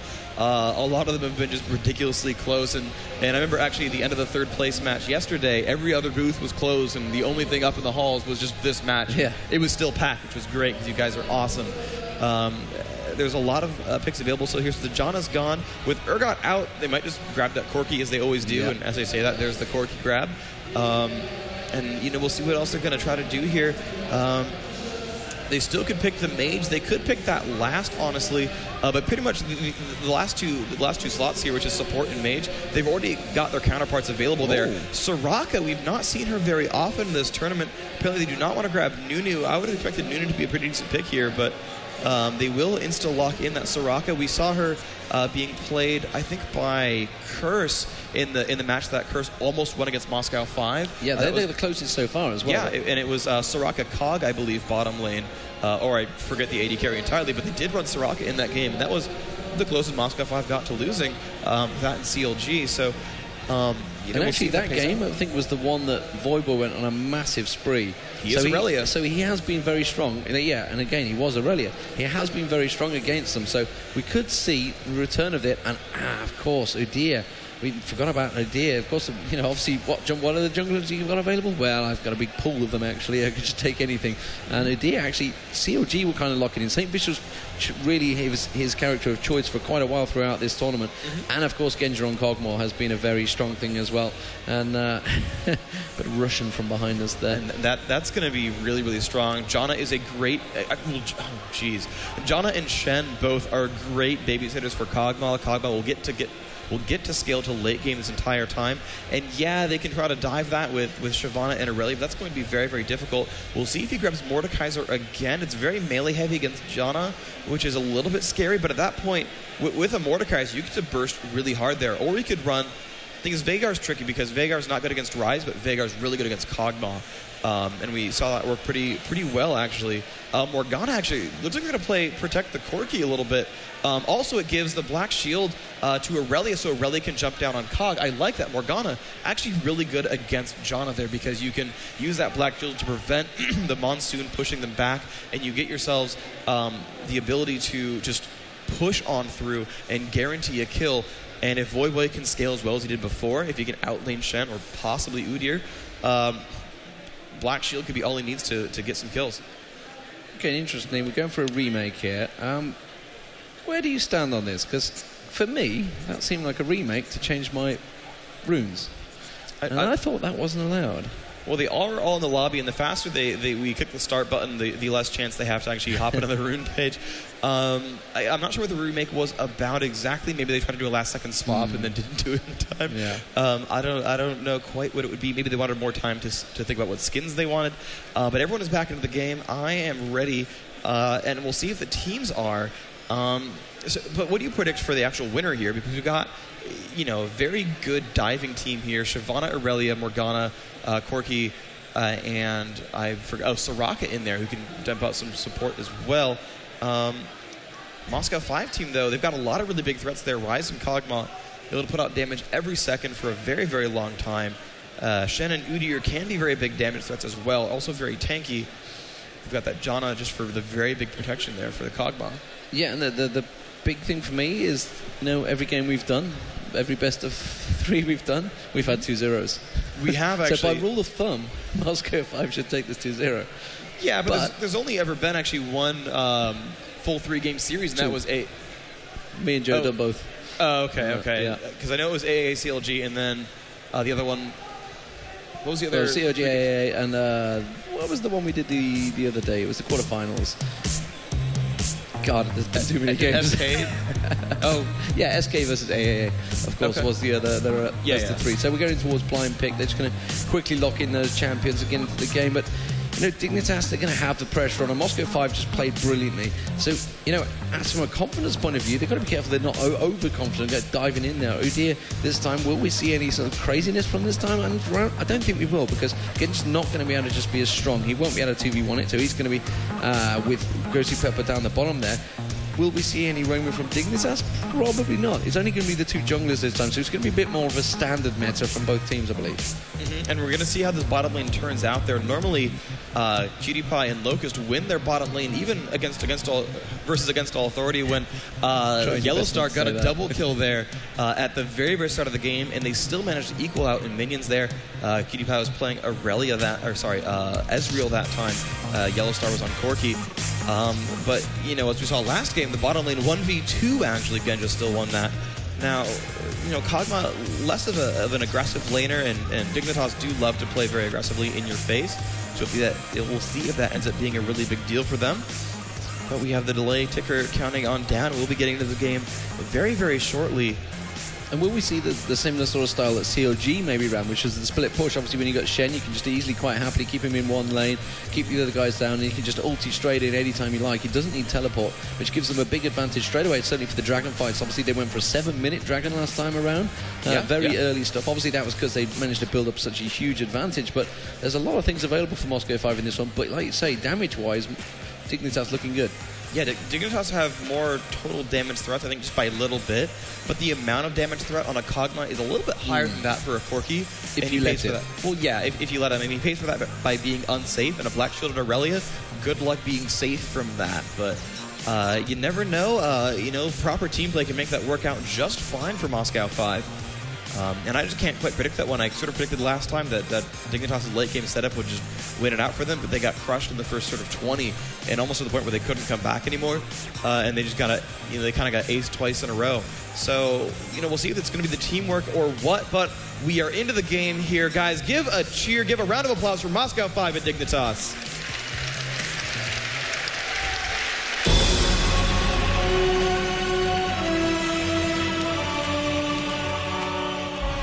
Back we are. This is game 2 of the grand finals. Moscow 5 currently up 1-0 on Dignitas, but if any team is going to take a map off at 5 this tournament, might as well be Dignitas. The last chance they have to stay in this tournament.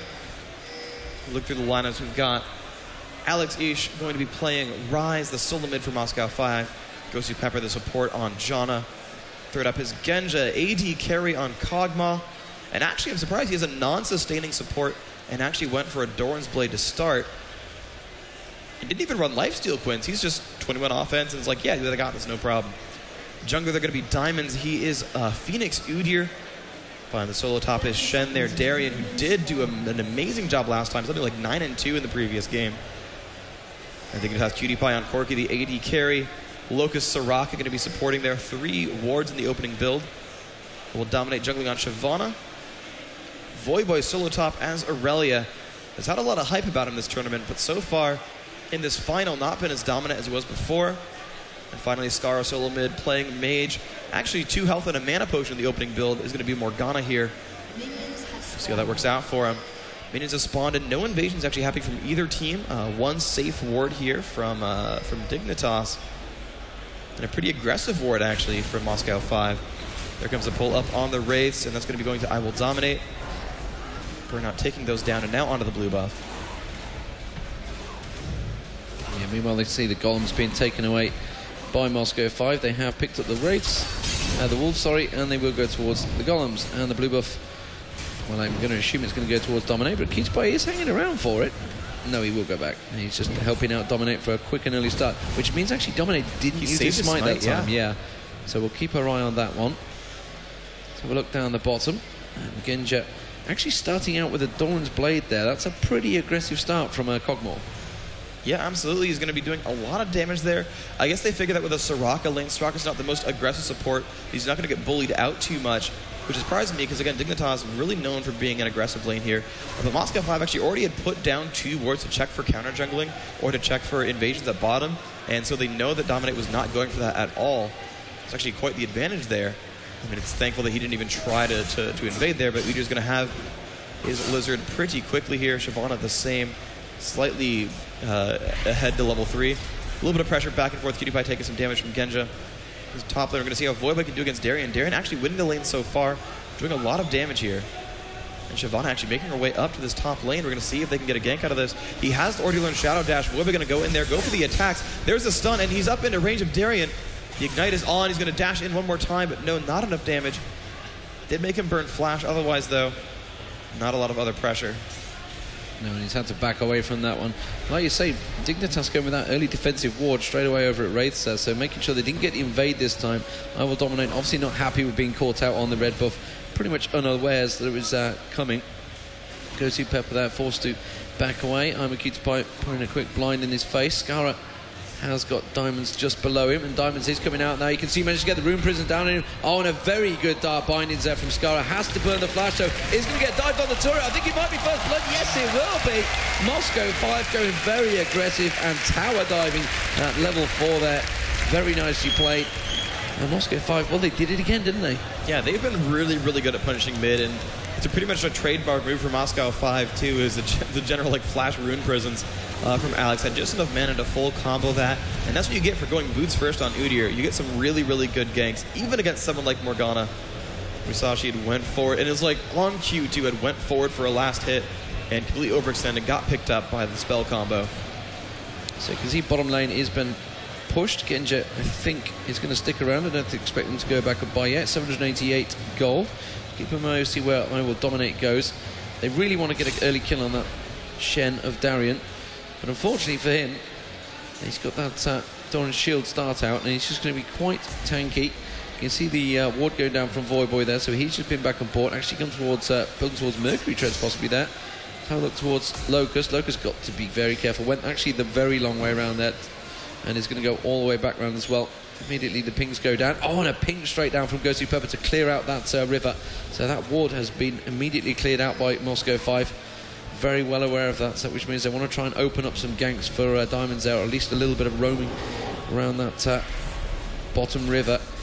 In the middle, Alex Ich, like I say, did manage to pick up the assist. Unfortunately, it was the kill for Darien. Just keeping my eye on Voiboy at the top there.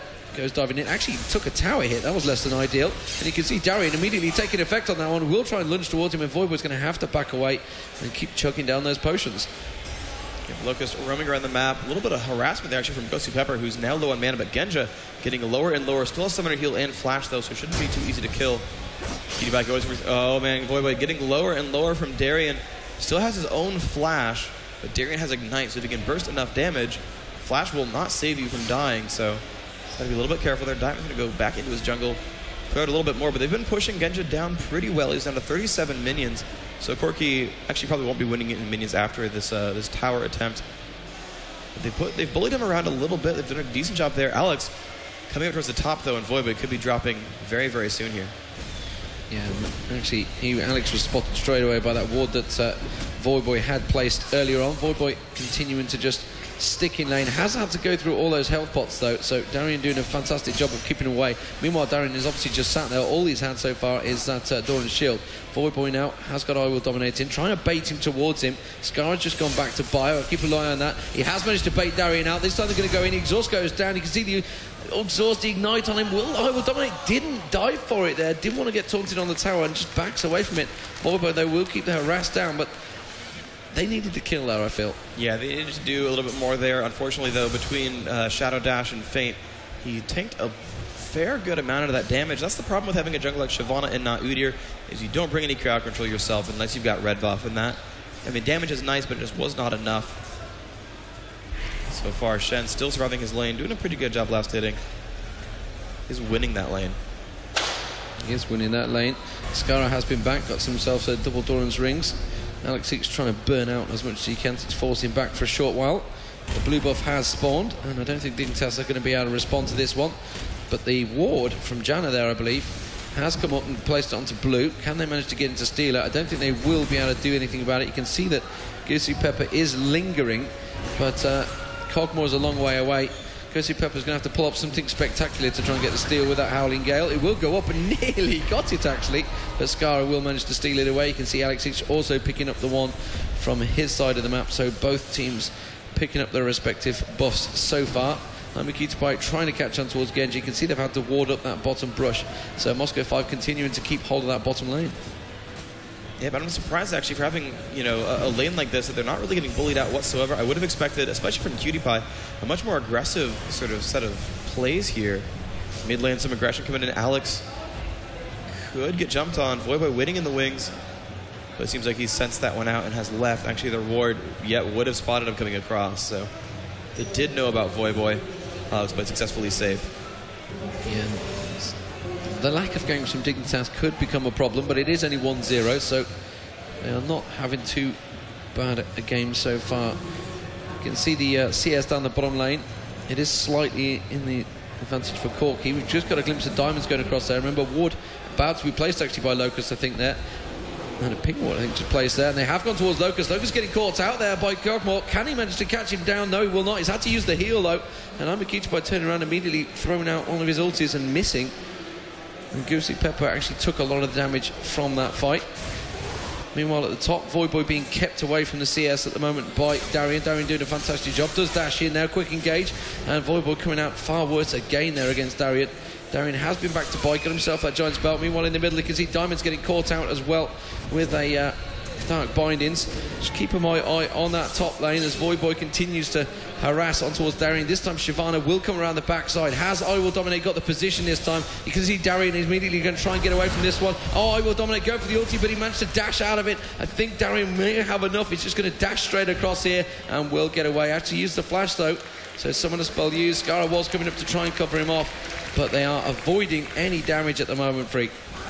Yeah, that was a really, really good sort of set of Spidey senses there by Darian, sensing that the gank was coming because of where Voyboy's position was and walked all the way around, juking pretty much everything, and he's doing a great job this game, winning the lane in minions, and pretty much everyone, you know, winning their lanes quite well. First blood on Skara, of course, did help Rise quite a bit, playing aggressively here, pushing back Skara. Ooh, he does land the Q, but of course, Torrent has already been used, so won't get any follow-up damage there on Alex. Who's actually already grabbed some magic resist too with the Negatron cloak. So he's not going to be going down. Genji actually quite low though. QtPie could dive in. Still has flash and summoner heal, but still he could force those summoners away. They have the ward coverage to not die to Udyr. I'm surprised I'm really just, again, surprised they're not playing more aggressively. This is kind of unlike Dignitas. Yeah, I think they're very worried about those ganks coming in. Obviously, as soon as they placed their ward, remember the pink ward was placed on top of it, so they've kind of been very cautious of that Diamonds, which has just come across with an Oracle now, Diamonds, and has cleared out those wards of Dignitas immediately. That's going to force them back in there, which is actually, despite the fact they know they're not getting the kills, it's actually keeping Dignitas away from a lot of the CS, and Diamonds comes in, he realises the job he's doing. Did just catch a glimpse of Alex Hitzer having to come around and clear out those wraiths because he caught sight of I Will Dominate going towards him, so he's like, well, I'd rather take them myself. And Diamonds, is he going to go for that? He's going to find out another ward. So that's the third ward he's already picked up with that Oracles. Meanwhile, down the bottom, QtPie getting the slow on him. The ulti will land on him, but he's going to back away from that one. I think that's going to be enough for Genji to maybe go back and buy. He has got triple Dorans and there's boots. And yeah, it's going to be a teleport back for Genji. Yeah, 1,000 gold, so we might go for the Wriggles Zeal build we saw before. Want to have enough for a Zeal in full, but see what he goes for here. Looks like just going to be the Brawler's Gloves and some health potions, so looks like it will be a Zeal rush here. So the mid lane Scar still farming up against Alex. Alex with his Tear of the Goddess. 76 mana on it so far, so not super advanced, but Ghost Pepper actually going to recall as well, so a lot of minions languishing now in this bottom lane. As everyone actually went back to buy, BFs were picked up on QtPie. This is probably the best chance for Dignitas to play aggressively. They have a big item advantage now that he has that BF sword. And actually for the first time, I think, ever in the world, QtPie did not get 3 Doran's Blades. Moscow 5 seem to be reacting to this. They've realised that Dignitas have gone back and they're going to try and quickly get Dragon, but I don't think they've done it quick enough. Shyvana is back there. Cogmore is back there. Sorry, Corky's coming back as well for Dignitas. They have the ward placement here, so they can see that it's happening. And you can see Moscow 5 trying to burn it as quick as possible. They're going to peel away. They're going to keep on it. They have the smite ready. Will I will Dominate be able to get in? No. Moscow 5 managed to get the smite down, and a good free exchange there. And Moscow 5 going to be happy with that Dragon. 18-15, the respawn there. See how that works out for him. You can see Genja going back to last hitting, and he's at, let's see, 89 to 89. Actually equalized the lane entirely. Plus, of course, they have that Dragon advantage. You can see a 2,000 gold lead right now for Moscow 5. It hasn't been growing aside from the Dragon kill. But Voiboy still having a tough time at bottom lane. 91 to 76, 15 minions. Now will Dominate going up towards that top lane. I realise, Darian, immediately there was a ping go down. They have such good vision control. They're like, okay, he could be going towards the blue. The ping went, so like, well, we've got to keep our eye out. And Diamonds actually went around the side there, looking for all the spots where possibly I Will Dominate could be lurking to try and get this steal away. Remember, they don't have smite, so they wouldn't have been able to protect it if they did, because Dragon was going away. But nevertheless, Alex will pick that up. Scar's having to pick up his own blue, and will do that, so can keep in hold of those blues for the next few moments. Diamond's now diving in towards Voiboy. Voiboy might get caught out of position here. Does have to use a flash. He's got an ulti popping backwards, so that will keep him at range there. And the Clairvoyance actually used on him. They kind of wanted to go for him there. Diamonds is wondering whether he's going to maybe interrupt him. He's got to be a little bit careful, though. He has got that Oracle on, doesn't want to waste that one. I Will Dominate, meanwhile, just to the right-hand side of him, picking up that red buff. Cutie Pie, and actually now Locust getting pushed away by Genja. It's like he will not keep pushing in there. Soraka has Wish, of course, so she'd be safe. And Wish is actually going to help Dignitas quite a bit. Moscow 5 are very good at diving in for kills. But Wish will help stymie that a little bit, so we'll see if that's going to work out for Dignitas or not, or if the lack of sort of team fight safety, with the lack of Monsoon is going to be a bigger problem there. Scar last hitting quite successfully, and he's going to keep moving in towards his turret now. Nope, never going to back off. A little bit afraid of Alex and possibly Udyr, because actually Diamonds is right there. Clears up wards again with his oracles. Voiboy roaming again towards the mid. And then, yeah, no, he's still going to wait around. Shyvana waiting in the wings as well. I Will Dominate. Might go to clear some wards. Scar might bait here. Dominate going to run into Udyr. They're going to get caught out. See if they go for any more damage. Alex is running over. Dominate might have spotted the ward if he went into the brush. Alex, though, did not take any bait, did not push forward there. Yeah, they were hoping he would try and go in for him. And Shyvana will go into that bush, realised that there was a ward there. Immediately down the bottom there, you can see it diving on towards Locust. Locust might get taken down. Zephyr goes down. The exhaust on Genja, though, might be enough to hold him off, but he will go down. And now Valkyrie from Mami Cutie Pie and Moscow 5 pick up the second kill of the game. And they are, scarily enough for Dignitas, starting to win that bottom lane. Yeah, great job by Genja and Gosu Pepper to jump in. You saw, actually, Kog'Maw, they knew how the lane was moving, and Kog'Maw waited at the very front of the brush down there, and as soon as Soraka face checked, he unloaded everything. The slow was on, they exhausted Corki, so Corki could not stop Kog'Maw, and then Cutie Pie had to just rush out there, and he's actually going for his trademark build, that Black Cleaver. He picks that whenever he has auto attackers on his team who want to rely on that armor reduction. Boy, we're not having a fun time at top lane. Sustain from Hiten style is not keeping him alive enough. Darian with a level advantage and a minion advantage still is pretty happy with that one. So you can see a little poke in the middle there, and both junglers with the oracles on, and Diamonds is going to spot that. I think that's about the 6th or 7th ward I've seen him picking up so actually far. pushing the bottom lane. Cutie Pie fighting up with Genja. The Shen ult comes in, keeping him alive, and the taunt lands. Cutie Pie going down. Excellent job there. And Diamond's already there at top lane to stop the Voiboy from pushing down the turret. Great team coordination. And great protection as well there. So Genja, well dived on, already having that problem. And that's going to give Voiboy a little bit of free lane, but not for too long. You can see Skara going across trying to get those wraiths away. And actually, for the first time, I think he started to get in a little bit of invade. But you can see Alex H coming back with that Banshee's Veil on as well. He is not going to be too scared about Skara anymore. He can't get those dark bindings on him. He's quite happily got a little buff over there. And you can see immediately he's just being so aggressive and just keeping them at bay. Skara's going to... Is he going to go back? No, he's not. He's got these large rod. Trying to build up towards that Zonya's early on. Will Black shielded up. Alex H gives him another blast to the face and continues to keep him away from any of the CS, but it's hard to keep that pull away from them. And he's just going to farm up with that at the moment. But Dignitas having to regroup here, and they're still really not been able to pick up any kills. Will Dominate just passing a ward there. Will pick it up. But Dignitas are having a problem in these lanes, and they are not winning out in any lane at all at the moment.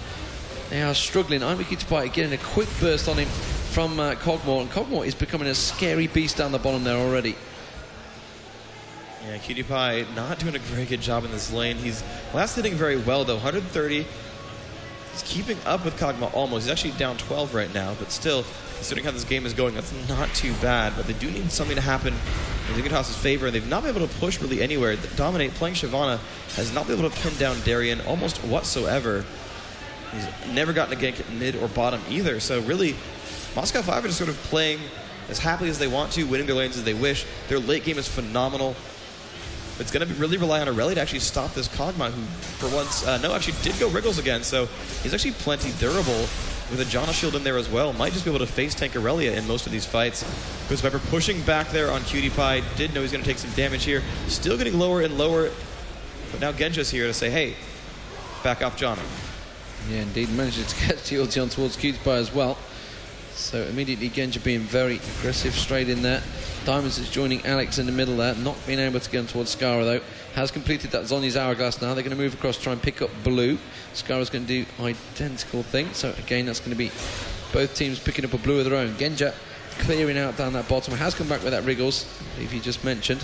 Meanwhile, Amakutupai went straight for BF Sword. Probably going to go for a Black Cleaver Brief. That's his standard sort of build he's been building towards. Skara is going to get the protection. Amakutupai comes down there. Dragon has spawned out, and Moscow 5 looking like they're starting to react to that. Dignitas, though, in position to maybe get away their first Dragon, I believe, of the World Finals here. Yeah, this might be the case. They are grouping around it. Udyr just recalled, which is probably the best time for Dignitas to do anything here. I will dominate in mid with Skara and Cutie Pie. They're all shoving mid right now.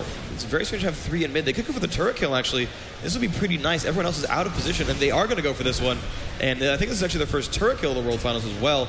They will pick this one up, and there we go. And see if they can move on now towards the Dragon. Dignitas moving away, goes to Pepper nearby. Scar's a little bit afraid. Logos is there. Kog'Maw actually still pushing bot lane. He's going to give up the turret. There's the Oracle sweep on the ward, and yes, they're going to pull up on Dragon. But everyone else is nearby. Shen, of course, can ult in. Aurelia coming down from base. Diamond's in range now. Dignitas, this is going to be a little bit difficult for them.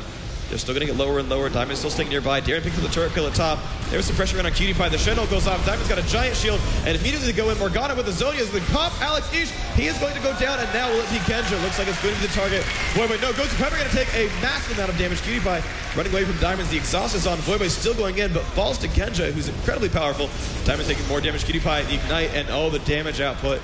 And now it looks like Dignitas forced to run away. They've lost 3. Logos will be stunned. They've now lost 4. The Oracles is gone. Only Morgana alive, and there we go. Darien pulling up on Dragon. A great team fight from Moscow 5. Even with Rise dying right away, they cleaned up a lot of kills thanks to Udyr. Some pressure up on the Darien, but it will not matter. Scar will run. Dragon picked up 26-18 the respawn. Yeah, not good for Dignitas there. For a moment, I thought when Scar had got himself in there with Morgana, popping that Zhonya's, but they just couldn't get on towards Genja. He kept his positioning very well. He was far back there. And of course, that was the Oracle lost, which Shyvana had. Less than ideal, and Genja will continue to farm up. Has got that Zeal on him as well. You can see Udyr, well, still kept that Oracles on him. Kind of a little bit of a mistargeting as well. You know, the problem is Moscow 5 are pretty tanky. They did get Alex Each down pretty early on. You can see that bottom lane continuing being pushed. Will it go down to minions? I think Corky might just be able to save it for a brief second, but it is on 59 hit points left on it. Alex Each now has returned to late, got that Glacial Shroud on him now as well, so he's going to be stronger and stronger as he goes. And Voyboy, well, he's lost his lane again. It's a fact, and you know they've been trying to get those ganks on Shen. It is very hard to get him though, and he's a slippery little sucker, and Why Will Dominate has not been able to pin him down. See, with the lack of crowd control that you do get from Shyvana, he does put great damage output. You have no crowd control. You can see Locust actually being pushed on by Genja there. Goes through Pepper, having to use his ulti on towards Amakutupai. Alex Hitch coming round, and now Amakutupai is surely going to get pinned out here. Genja will finish him off. He didn't even need the help from Alex, but he managed to get the steal regardless. Not going to thank him for that one. Shen, meanwhile, is Darien feeling strong enough to just go straight up and 1v1 Voyboy in the face? I think he might be. They've both built a wit's end though. Voyboy, though, is going to have to back away from this one. Yeah, he's still down about 22 minions right now. He picked up 2 kills in that one team fight, so he has all Dignitas' kills right now, but Shen managed to pick up 3 so far, so he's in all kinds of a happy place right now, and he's still ahead of Voyboy. Scar now in a dangerous place. Black Shield was down, so that stun's going to land, and he's down to half health already. Will have Zonia's, and let's see if they can get enough damage with Dominate. Alex will get stunned here. He's going to get pulled into the turret, but no, Shen'l's going to say, hey, we don't really care. And now Dominate going to get Shen underneath the turret. Wow. Will not matter. Kill picked up as well. Excellent teamwork there by Moscow 5, pulling themselves a 7,000 gold lead, and Kog'Maw being pulled towards the top of the map. They might go for Baron. You can only applaud that, really. I mean, that was just great play from Moscow 5. Very well executed. Perfect placement. And, you know, even despite the fact that whether they knew that Dominate was there or not, as soon as he came out, it's just like, well, we're going to deal with that. We're going to take away this. Now, the Darien diving on towards Voyboy is going to keep Voyboy away from this fight. Armacute's coming back in there. He's got Black Cleaver completed. Will manage to do a bit of damage, but, oh, look at that. Cogmore catches onto him. Armacute is going to go down. Darien now, you can see Voyboy trying to get across, trying to use his ulti. He didn't get the steal. Instead, it is going to be Voyboy that will go down. Does manage to stun Darien out. Can he dash across and get it on him? It doesn't matter. They don't care. They have 5 men up with that Baron buff, and well, can anyone in the world stop Moscow 5? That's the question. They've gone untouchable throughout this tournament. Looking that way again, they have just been fantastic form this event. Yep, there we go. Scar putting out a little bit of harassment there, but the turret does go down. 3 turrets, so all outer turrets now picked up by Moscow 5. Picked up every dragon, and now the Baron, this time not getting stolen, and they're looking in great shape. 10k gold the lead. And they're just, I mean, they're putting on a clinic, honestly. They've not made any mistakes that I could tell. I mean, the one mistake was, oh no, we took 2 deaths in a team fight that we won. Yeah. Oh no. So, Moscow 5 definitely playing well. It looks like they are looking to hold their lead. They did a good job last time of not giving that away. We'll see if they can keep that trend up. Genji going to be given the blue buff. Looks like they said, hey, you know, Rise, you have enough mana, you have enough cooldown reduction. Let's give it to someone else, okay? Just give it to someone else. Skara will take up their blue though, and even the ping goes down from Moscow 5. They had the timings on that. Clairvoyance goes down just a little bit too late though. So Moscow 5 pushing up the middle there with that Baron buff. They've all been back to bite. You can see them stacking up on the items. Phantom Dancer now completed by Genja. 304 Genja. Shen is 404 as well. They could not pin him down at the start, and well, it's starting to show. He's becoming a very scary creature. Looking towards Shen, you can see he's up to 3,271 hit points. That will only get higher and higher as this game goes on. Moscow 5 carefully making sure they don't get picked off. We saw it yesterday with Dignitas versus Against All Authorities in the 3rd place playoff. The fact that they were a little bit wary, a little bit exhausted, I think, from playing all day, and actually got caught out in some pretty sloppy positions. That's what Dignitas actually need Moscow 5 to do, but I don't think that's going to happen. They have looked phenomenal throughout this event, and they are well on their game at the moment. Looking towards Armacute's trying to keep Alex 6 at range there. Meanwhile, you can see Diamond's quite happily tanking away on that turret. He has got minions with him, trying to cut across. You can see Shen getting ready to dive over as well. Skara is aware he's there. They've got the ward in that brush. And Voidboy actually going to come behind him. Are they going to try and dive on towards Darien? They might do. Darbind is going out. Didn't quite land it though. And they will back away from that one. Genja was there in support. But that bottom turret is going to go down. So the inner turret now for Moscow 5. Picking it away. It's going to be 4-1 in turrets. Are they going to move around? Are Dignitas going to get caught out from behind here? Or will they just keep pushing into the base? You know, if Dignitas don't respond to this, they're going to quite happily lay a bit more damage down to that base turret. Finally, Dignitas are going to have to peel away, but that's going to leave the exposed in the middle. And Dignitas continue to hammer away. Oh, they caught up towards Genja. Will they have to follow up? No. They don't really have the positioning to go for it. And they're kind of worried about these 2 Moscow 5 players, Diamonds and Alex Hitch, pushing in towards this inner turret. Are they going to catch on to them? They have to try and come around the backside. No. Moscow 5 are too slippery. Yep, they will run away. The Janna passive helping them ever so slightly as well. Global 3% movement speed for grabbing Janna. You see they're just poking so very well. Genja getting babysat by Ghost Pepper, and when he has Golem buff, you can basically just keep poking with that ultimate forever and ever and ever, rely on that mana regeneration to keep that going. Diamonds and Alex, and you called it, you know, they have Shen, they're going for that split pushing play style, but this time it's working, so I don't see why they would ever give this up. I didn't expect a 3-lane split push. Gotta be honest. They're so individually strong, they can do it. They have the tankiness in the Rise Udyr. They have the ability to just run really fast and CC everyone away with Janna and Kog'Maw, and then Shen is just Shen. He can dash, he can ult back into his team. It's working out for him. Again, the Dragon will be picked up here by Moscow 5. The Baron buff has ended, so about 29.50 for the respawn there. And about 33 minutes for the Dragon. Therian taking away pretty much all of the jungle, at least the rich half of it. And Alex now coming back around towards top, and looks like, once again, we're going to push more of these outer turrets. Got 4 of them. There are 2 more that are fairly easy they could go for. Dignitas actually sitting on top of a ward, so they know where most of the team is. And Kog'Maw actually going to be soloing bot lane. It's a little bit scary. He could get caught out. Take a page from Hot Shot's book. I had to. You just had to hate on him there. But I'll keep my eye on Shen, because see Alex it's sneaking up on the side of I Will Dominate. He will go past the ward though, so I Will Dominate will spot that straight away.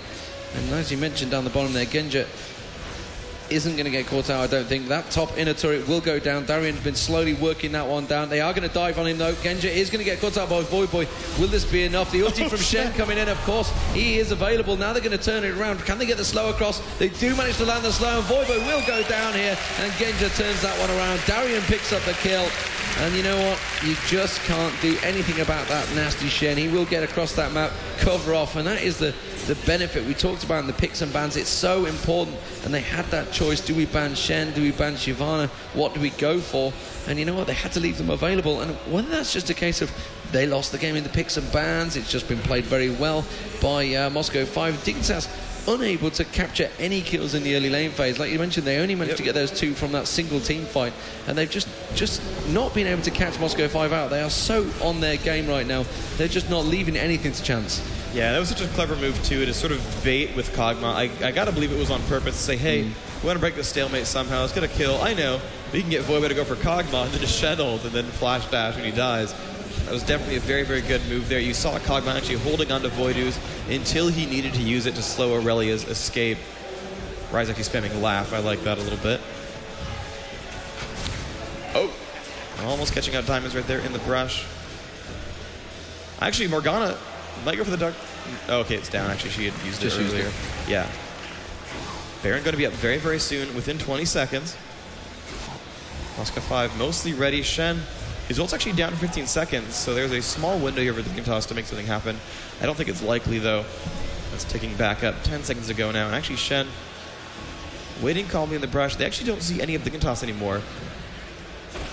Dignitas only sees Shen. They do know that Baron's still down for a few more seconds. This is very, very soon to spawn, though. And Morgana is going to come around towards Darian. Darian's going to quite happily go for Skara there, having to shield up. And Makitapai coming around in support. Meanwhile, Genja again baiting and actually hammering away on that middle turret. He's going to back away. You can see he's trying to bait, see if anyone's going to come near him. Meanwhile, he's buying time for Shen to continue pushing that bottom lane. They're just split happily farming while the Baron gets picked up here. Just biding their time. Genja actually being used as a stopgap. Remember, obviously, Shen can push across, so that's keeping Aurelia over here. So it's going to be force a 4v4, or it's effectively a 5v5. Oh, Dominic getting caught out, tries to ulti in there, doesn't manage to get the steal, though. Now Diamonds is going to flash through and catch out Locust. That will turn it heavily in Moscow 5's favour. They're going to catch on towards Skara as well, put the ward down. Dark Binding does manage to catch on towards Diamonds. Shen is coming around the backside, though. It will be Skara they go for. Has got Zhonya's Hourglass to use. Will he go for it at all? No, I think it's a little bit too late, and he will get popped. Yeah, that's going to be 3 for nothing. Voyboy now caught out as well. That's 4. And the 5th one will be Makitapai, who's going to try to get away with that. Moscow 5 not too worried. They're going to turn around, pick away at those turrets. Bottom lane has already been pushed up. That base turret will go down. The Janna ulti helps them tank it through. And the inhibitor will follow 16-2. And well, that is it. Well played, Moscow 5. They are the world champions here at Intel Extreme Masters at CeBIT. It has been a fantastic performance from them and a really well-deserved championship. And what a great celebration from these guys. You know, it means a lot to them. $50,000 has been taken for this Russian team. They were champions in Kiev, and they've continued their dominance, losing 1 game across 2 events. That's just phenomenal by them. The level of teamwork there, the level of individual skill additionally, they crushed everywhere. They took no mercy this game. or the last game, they showed just complete mastery. Even the little things where Shyvana was going to steal Baron, and he Rune Prison to not enable him to flash or to ult over the wall because they knew, okay, we've got 2 seconds to go. Rune Prison will last long enough. There's the Baron. Oh, and you jump too late. Just so many little things, so many great things as well where, you know, they had this great roaming strategy game 1, and they just crushed everything everywhere. That option was denied to them this time. They're like, well, it's okay. We'll just outlane you everywhere, and we know how to win late game. We know how to team fight. They took that dragon battle, won it 4-2. Moscow 5 definitely deserving champions this tournament. Absolutely 2-0, very clear victory, and it was great to see. I think that was the Counter-Strike team that was actually up there with them celebrating. So, you know, keeping that camaraderie going along between them, and they are going to go across and congratulate Dignitas. You know, Dignitas are not going away empty-handed. They've picked up $20,000 for coming second place in the World Championships. It's not a bad accomplishment. Obviously, they'd have wanted the gold. Obviously, they'd have wanted that trophy, but Moscow 5's name will be the one going on towards that trophy, and really well deserved by them. Unfortunately for Skara and Voyboy and Co, they will not pick it up. You can see the I Will Dominate there looks distraught, actually. And, well, taking a cheeky glance at that trophy as they pass by, maybe patting it as they walk by. But Alexic in the middle as well. And alongside him, the whole team played fantastically well throughout that tournament. There's not really anyone you can individually pick because their teamwork was just phenomenal. Yeah, that really was a Moscow 5 full team effort. Darian again going super positive, 6-0-6 this game. Diamond 3-0-6. Normally he actually has among the highest deaths on his team. A smile on Diamond how there, aggressively he plays. A big smile on Darian though. And that's the first time we saw Voyboy losing out really in the lane. And that, we know we mentioned it. A lot of the players that I talked to about saying if Dignitas will win it, but a lot of it said it's down to Voyboy. Voyboy has to pick it. There's a great big feeder banner because I didn't spot that in the crowd earlier. Maybe that's being given across to I'm Gutibai for 050. But there is Darian, Moscow 5. And Alexic with him as well as Genja. It's been a fantastic match as well by those guys. You know, it's going to feel incredible for them. Like you say, 2 events back to back. They've turned up and they've taken clean sweeps here. And, you know, they've gone unbeaten at the World Championships. That's massive.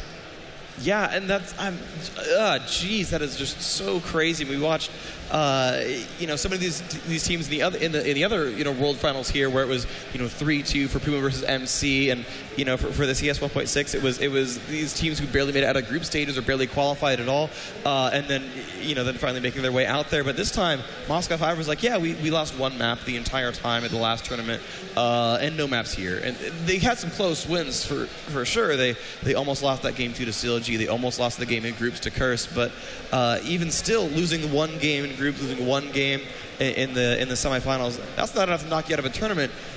They've just been phenomenal this whole way through, showing so much mastery, and these guys are so deserving of the title. They are so deserving, and obviously they had a tricky path coming into here. There was the apology, obviously, that went out before the event. They came into this quite humble as a team, and it means a lot to them. I believe after the semi-finals, we saw quite a bit of emotion coming out from Alex as well. There was a couple of tears in there. This means a hell of a lot to these guys, and rightly so. $50,000 is massive in Russia. Oh yeah, and I mean they're going to be happy to have that, of course. I'm sure it's split 5 ways, but still, I mean that is massively awesome for them, and of course, look at the big smile. Yeah, I mean they're just like, oh man, we are the best team in the world. They are certainly, gearing up, looking great for the season 2 Challenger circuit as well. Just in general, they were already the first place team in Europe, and now they've really cemented that one. I mean, these guys there's more to come for them. You've got to know that. Whether they have a spotty record online, they seem to always win on LAN. It's kind of funny. It's almost like Fnatic was with Season 1, where everyone was like, oh, Fnatic, and then they're like, crush faces. And at Moscow 5, you'll see them lose matches. They lost against All Authority like less than a week ago online. They lost to CLG EU in a pretty recent tournament final online. But they show up on LAN, they're like, yeah, don't care, going to win. And in terms of big events, they've actually probably equaled, as a Fnatic. Obviously, they won the DreamHack. They've won a stage here in New York. CLG obviously won Gamescom. They won at the World Cyber Games as well. So they kind of equaled the 2 big tournament record now that everybody got. So Moscow 5 really have put themselves on that plateau. And I'd say what? I'd say they're at the top of it. I think they are the top of it. I think it's up to everyone else to try to match this level. And you just look at what happened game 1. I have not seen any team play like that. No. That, okay, sure, you know, in they the World showed up at Championship Kiev. finals, well, sure, to invade the jungle at level 2. Well, yeah, and I mean, there's so many things. I mean, well, that's just Moscow 5, right? Moscow 5, like we saw at Kiev, they will steal your buffs. They'll give someone like blue or red at the very start, and then he'll go lane. And we saw that with Darien getting red on Pirate pretty much every game and crushing that way, forcing the Pirate bans. And we saw that with Urgot getting blue. But the whole team coming around saying, hey, this strategy is we're going to 1v2 you at bottom lane, and we have Roam Alistair and repeated gank Lee Sin. And then the amount that they were just able to camp every lane and crush every lane, I've not seen that from any other team. Normally you'll see things where, you know, something that Solo mid does where they will have the odd one camp mid really hard and Reginald will win that mid lane really, really hard, but, you know, by virtue of ganks. And that kind of did happen here, but they won every lane that way. They had everyone, you know, part of the team effort. But, you know, with Roam Alistair, for example, which we hadn't seen in honestly over a year, really. And so there's so many cool factors here that have led to Moscow 5's success. But we're going to hear it from the mouths of the players. We have them up on stage with Rivington III for an interview. Yeah. I knew that would happen, like, potentially happen. So I was going to skill shield at 3, but I was like, it probably won't happen. All right, guys, here we are on the main stage. They're already chatting it up, discussing what was happening. He's saying, we knew you were level 4, and we said we should just continuously gank Skara. These guys had Dignitas' number. Moscow 5 coming in first place on this one. Skara, what was it like? You got focused really hard in the beginning. They continued to come after your team. They were in the jungle instantly in that first game. What was it like to try and mitigate what they were doing? It obviously was really hard because we had a strategy going in that didn't work out. Like, we should have awarded our red a lot better, like that red area. And just off the first death was what Lee Sin needed to start advancing throughout the game. Like, the Urgot itself is really, really, like, it's a really smart strategy. It's something we've never seen before, but we knew, like, with Urgot, you could do, like, sort of gimmicky strategies, but we didn't expect that. And it was very well played by their part. We had potential to maybe turn it on, like, one team fight, but then they just played better than us most of the times and won. They definitely deserve this win. How do you guys feel coming off of this? Obviously, it's got to be such a rush. You guys have played so well this tournament, undefeated going into the championship, and then taking that gold. What was the mentality going into this? Where did you know you could take Dignitas off guard?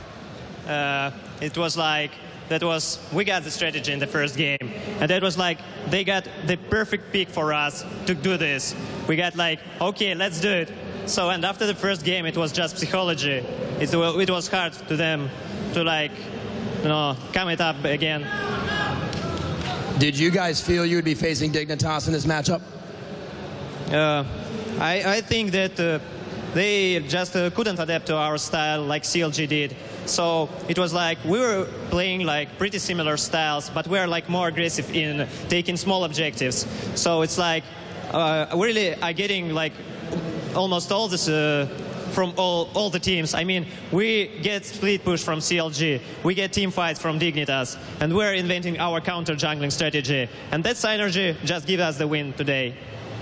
Skara, as you guys came into that matchup, the picks and bans obviously taking out that Lee Sin. What was your idea to counter what Moscow was going to bring to the table?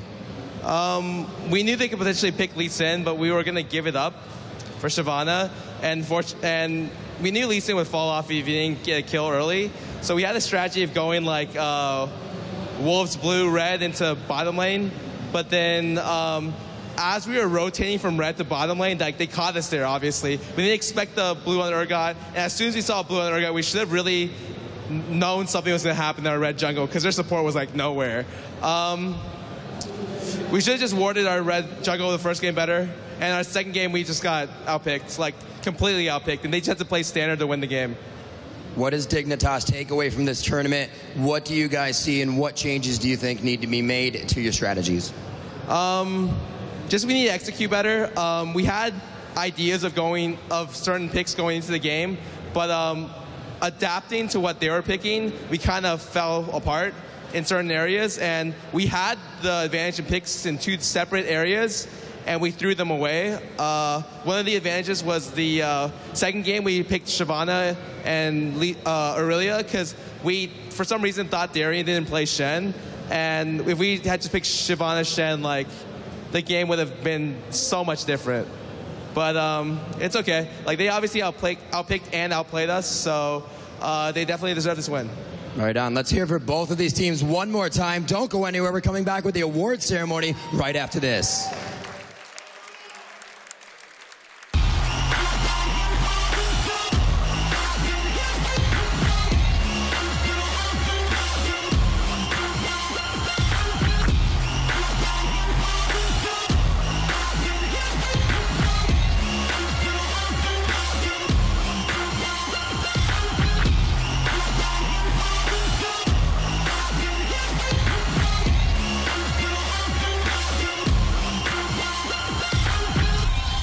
The Intel Extreme.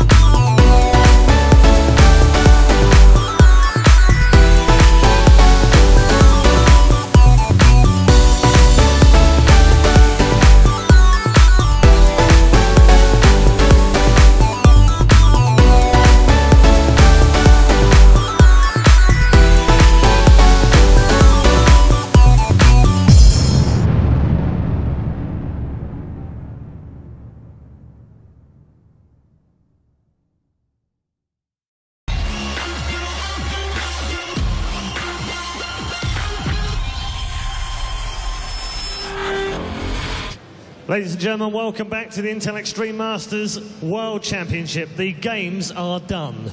However, we do have the closing ceremony, and we also have the World Championship presentation for League of Legends. Before we get into that, Alan, what are we going to do first? Let's go ahead and introduce some of our VIPs who helped make it all happen to help us with the award ceremony. We have George Wu from Intel, Matt Marcoux, the esports manager of Riot, and Chris from Razer, as well as Ralph. And he is the managing director. So let's welcome them on stage. Let's welcome them out, please.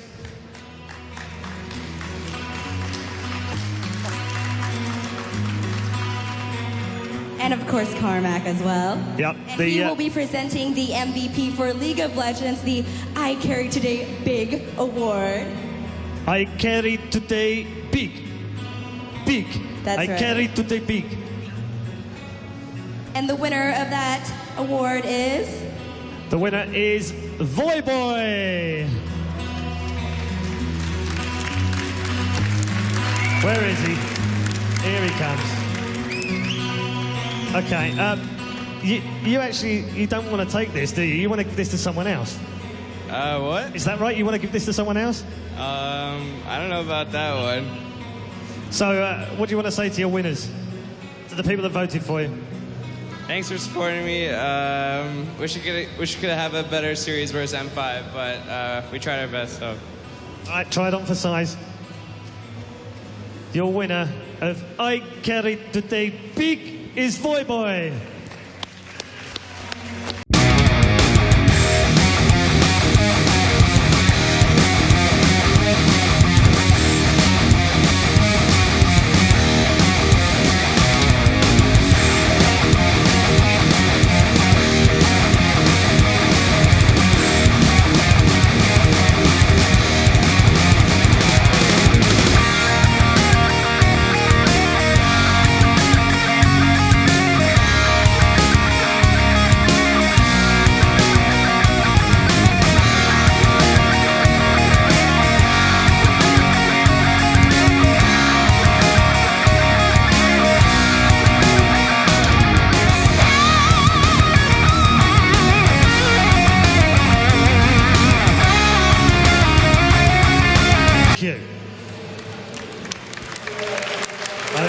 They're amazing, by the way. Okay, without further ado, let's go through our top three. First out onto stage, a big round of applause, please, for the team that placed third in League of Legends. It's CLG!